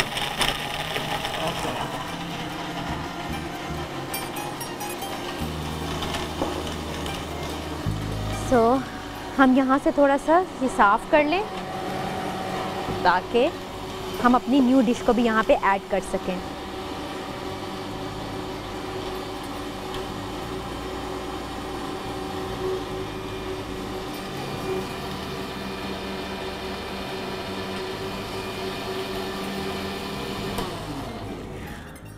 बर्फ अच्छे से क्रश हो। फायजा, जी जी। एक पूरी चॉकलेट जरा इधर गिरी हुई थी, तुमने मेरे लिए रखी है? कौन सी चॉकलेट? ये वाली। ये मैंने डेकोर के लिए रखी है, अगर आप चाहें खाना तो आप इसको खा सकती हैं। ऐसे ही मैं खुश हो रही थी, मैं समझी मेरे लिए अलग से रखी है डोनट्स के अलावा। डोनट्स के अलावा नहीं, मैंने देखिए डोनट्स के ऊपर कितनी अच्छी अच्छी चॉकलेट्स लगाई हैं, और आप जो है ना वो आपको पता है जब डोनट्स बनते हैं या केक या इस तरह की कोई भी चीज़ होती है उसके ऊपर अलग से चॉकलेट जब लगी होती है ना, तो बच्चे सबसे पहले उस चॉकलेट को पकड़ते हैं कि हाँ अट्रैक्ट करती है ज़्यादा, क्योंकि इस तरह उठा के यहाँ से ऐसे खाने का अपना ही मज़ा होता है। अपना ही मज़ा होता है। आप में से भी कोई किसी ना किसी की आदत तो ज़रूर होगी कि घर में वो जो भी केक आए या पेस्ट्री या इस तरह के डोनट्स बने हो उसके ऊपर जो चॉकलेट लगी हो वो सबसे पहले उसी चॉकलेट को पकड़ते हैं। सबसे पहले वो चॉकलेट उतार के खाई जाती है। कभी कभी तो ऐसा होता है केक वैसे ही रह जाता है और चॉकलेट ऊपर से गायब हो जाती है। हाँ, और फिर वो बहुत बुरी शक्ल लगना शुरू हो जाती है। अच्छा, मेरे पास तो यहाँ पे जो डोनट्स हैं ना इनके ऊपर मैंने चॉकलेट अप्लाई की थी, तो मैं यहाँ पे आ जाऊँ? हाँ जी बिल्कुल आ जाएं। और मैंने इसके ऊपर ये चॉकलेट अप्लाई की है, और चॉकलेट अप्लाई करने के बाद मैंने जो इसके ऊपर ये जो वाइट्स आपको नज़र आ रही है, मैंने वाइट चॉकलेट अप्लाई की है। दोनों मैंने वाइट और डार्क चॉकलेट का यूज़ किया। अब आप इसके ऊपर किसी भी तरह की कोई भी डेकोरेशन कर सकते हैं। मेरे पास यहाँ पे जो है ना वो डेसिकेटेड कोकोनट है, यानी कि कोकोनट का बुरादा है। और आप इसको इसके ऊपर लगा सकते हैं। बहुत से बच्चे जो है ना वो कोकोनट को बहुत पसंद करते हैं। ठीक है, थोड़ा सा मैंने डिज़ाइनिंग के बाद इसके ऊपर लगाया। आप इसके ऊपर आप ये बंटीज लगाएं। आप अपने बच्चों को जो है ना, मतलब बीन्स के बच्चे स्कूल लेके जा सकते हैं। अगर स्कूल ना लेके जाना चाहें तो उनको घर पे उनकी बर्थडे पार्टीज होती हैं, हाँ, बर्थडे पार्टीज होती हैं, उसमें दे सकते हैं। कोई भी जो भी इवेंट हो बच्चे उसमें एंजॉय कर सकते हैं। अच्छा फायजा, डोनट बनाने का एक तरीका दोबारा से बता दें। अच्छा, डोनट्स के लिए मैंने क्या किया था, 500 ग्राम मेरे पास यहाँ पे फ्लावर था, जिसके अंदर मैंने 10 ग्राम ईस्ट ऐड किया था। ईस्ट मैंने आपसे कहा था कि ईस्ट की, एक तो मैं आपको थोड़ा सा बता दूं कि ईस्ट को हमेशा फ्रीज़र में रखा करें। अगर आपको ईस्ट यूज़ करनी है, लॉन्ग टर्म यूज़ करनी है, तो आप उसको फ्रीज़र में रखेंगे तो वो आप लॉन्ग टर्म तक यूज़ कर सकते हैं, चाहे आप उसका पैकेट ओपन ही क्यों ना कर लें। और उसके बाद मैंने उसके अंदर ऐड किया था 10 ग्राम ऑफ ईस्ट। ऐड करने के बाद मैंने इसमें 1 टीस्पून सॉल्ट ऐड किया। सॉल्ट के बाद 80 ग्राम ऑफ शुगर मैंने ऐड की। उसमें मैंने 240 ml मिल्क ऐड किया, और उसके बाद 50 ग्राम मैंने इसमें बटर ऐड किया। 1 एग गया इसके अंदर, और आपने इसकी अच्छी सी डो बना लेनी, जैसे आप इसको बनाते हैं, जैसे घर पे रोटी बनाते हैं ना, रोटी के लिए आटा गूंथते हैं, वैसे आपने इसकी डो बनानी है। बनाने के बाद आप इसको 30 मिनट्स के लिए रेस्ट दें। 30 मिनट्स के बाद आप इसके बॉल्स बना के और फिर 30 मिनट रेस्ट दें, और फिर आप इसको फ्राई करें। आपके पास ऐसे ही डोनट्स आ जाएंगे बड़ी अच्छी से खूबसूरत शक्ल में। डोनट्स को आप किसी भी तरीके से गार्निश कर सकते हैं। उसमें आप चॉकलेट अप्लाई करना चाहें, उसमें आप अगर कुछ मार्शमेलो अप्लाई करना चाह रहे हैं, बंटीज अप्लाई करना चाह रही हैं, डिफरेंट आपके पास जो है ना वो ऑप्शंस हो सकती हैं। ये ज़रूरी नहीं है कि इस पे सिर्फ जितनी मैंने ऑप्शंस यूज़ की हैं इतनी ही ऑप्शंस हम रखेंगे। इस पे हम बहुत सी ऑप्शंस को यूज़ कर सकते हैं। हमारी अफ्तारी की तमाम चीज़ें रेडी हो गई हैं।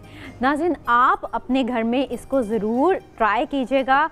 आई होप आप सबको बहुत अच्छा लगेगा, और स्पेशली आपके घर में आज जो छोटे बच्चे हैं उनको तो वाकई बहुत अच्छा लगेगा। तो thank you so much Faiza. और आपको पता है आज हमारे दरमियान मोहम्मद सलमान कादरी साहब मौजूद हैं, और बहुत अच्छे नात ख़ां हैं, बहुत प्यारी नात पढ़ते हैं। जब वो नात पढ़ते हैं तो पूरा समा बन जाता है और दिल, बहुत खूबसूरत नात पढ़ते हैं। हाँ जी, तो आइए फिर उनसे एक और नात सुनते हैं। जहाँ भी हो वहीं से दो सदा,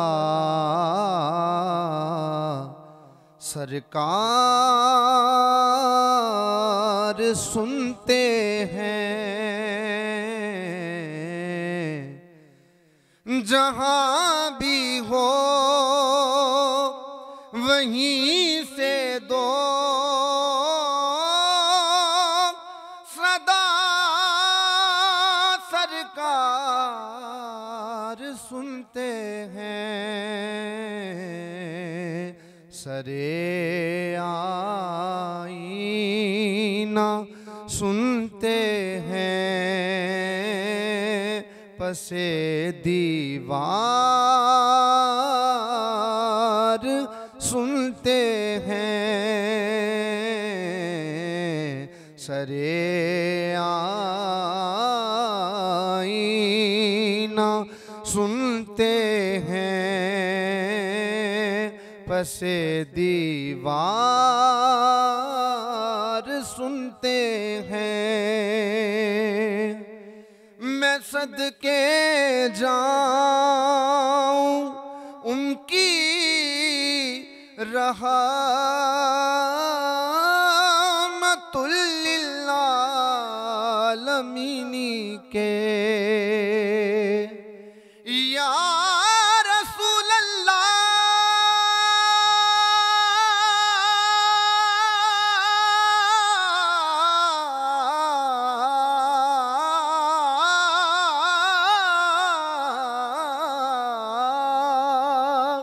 मैं सदके जाऊं उनकी रहमतुल लिल आलमीनी पर। पुकारो चाहे जितनी बार वो हर बार सुनते हैं।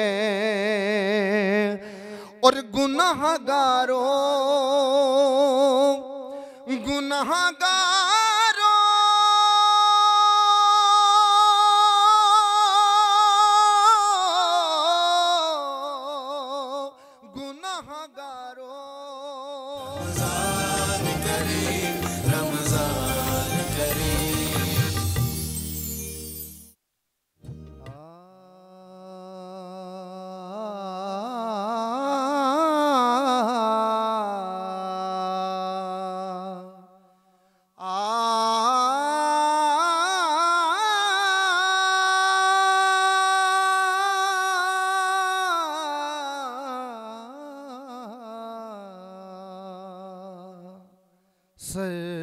सरकार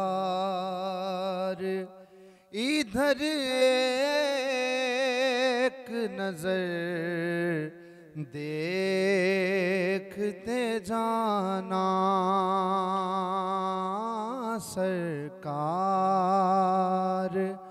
इधर एक नजर देखते जाना। बस जाएगा ये उजड़ा नगर देखते जाना। नबियों को रसूलों को नहीं ताब नज़ारा।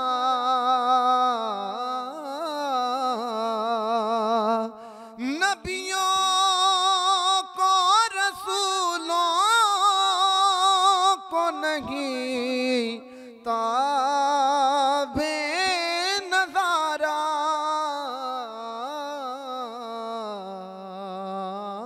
अज़मत है ये माज़ाग़ बसर देखते जाना।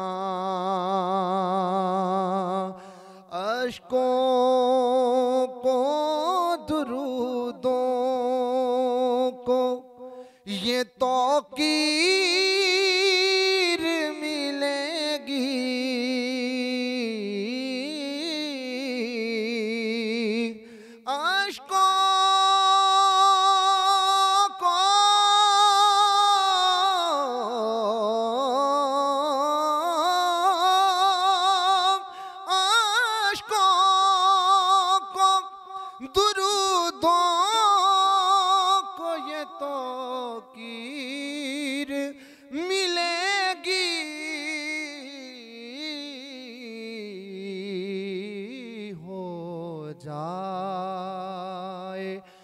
तैबा का सफर देखते जाना।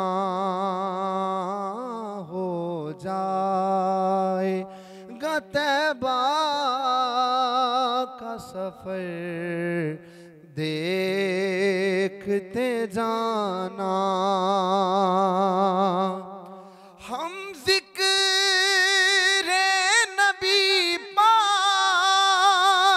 सुनाते ही रहेंगे।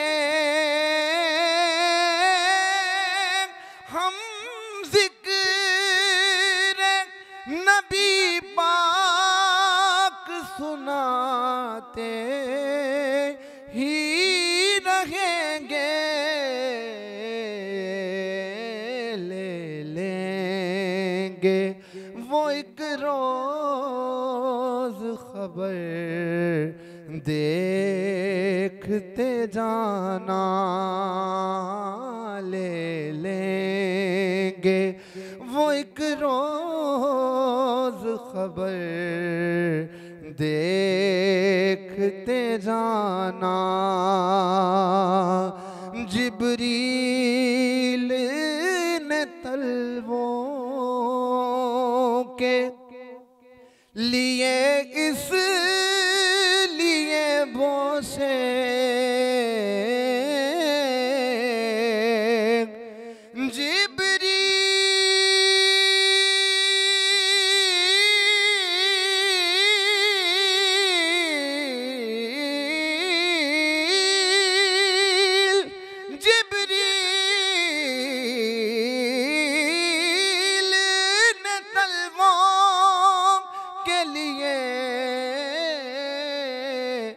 इसलिए बोसे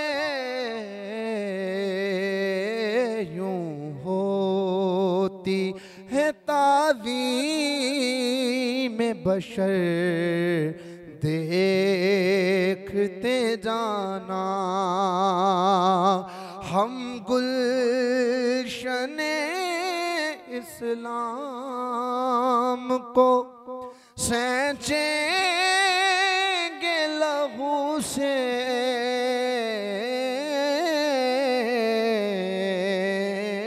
दे देंगे सभी खून जिगर देखते जाना।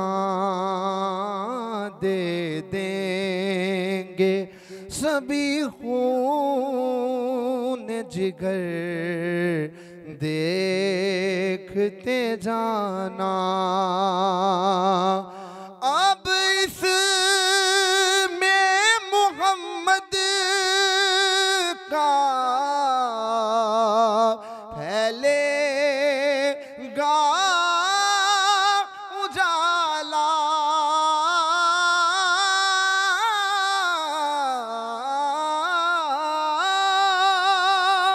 अब इसमें मोहम्मद का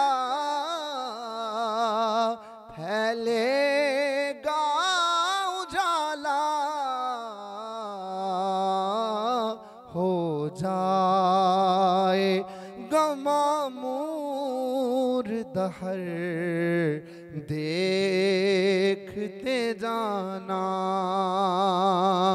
अनवारे रिसालत से छटेंगे ये अंधेरे।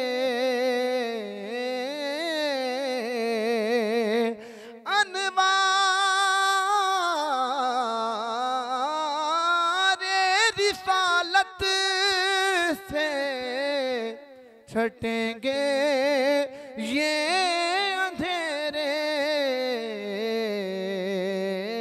झुक जाएगा तागूत का सर देखते जाना। झुक जाएगा तागूत का सर देखते जाना।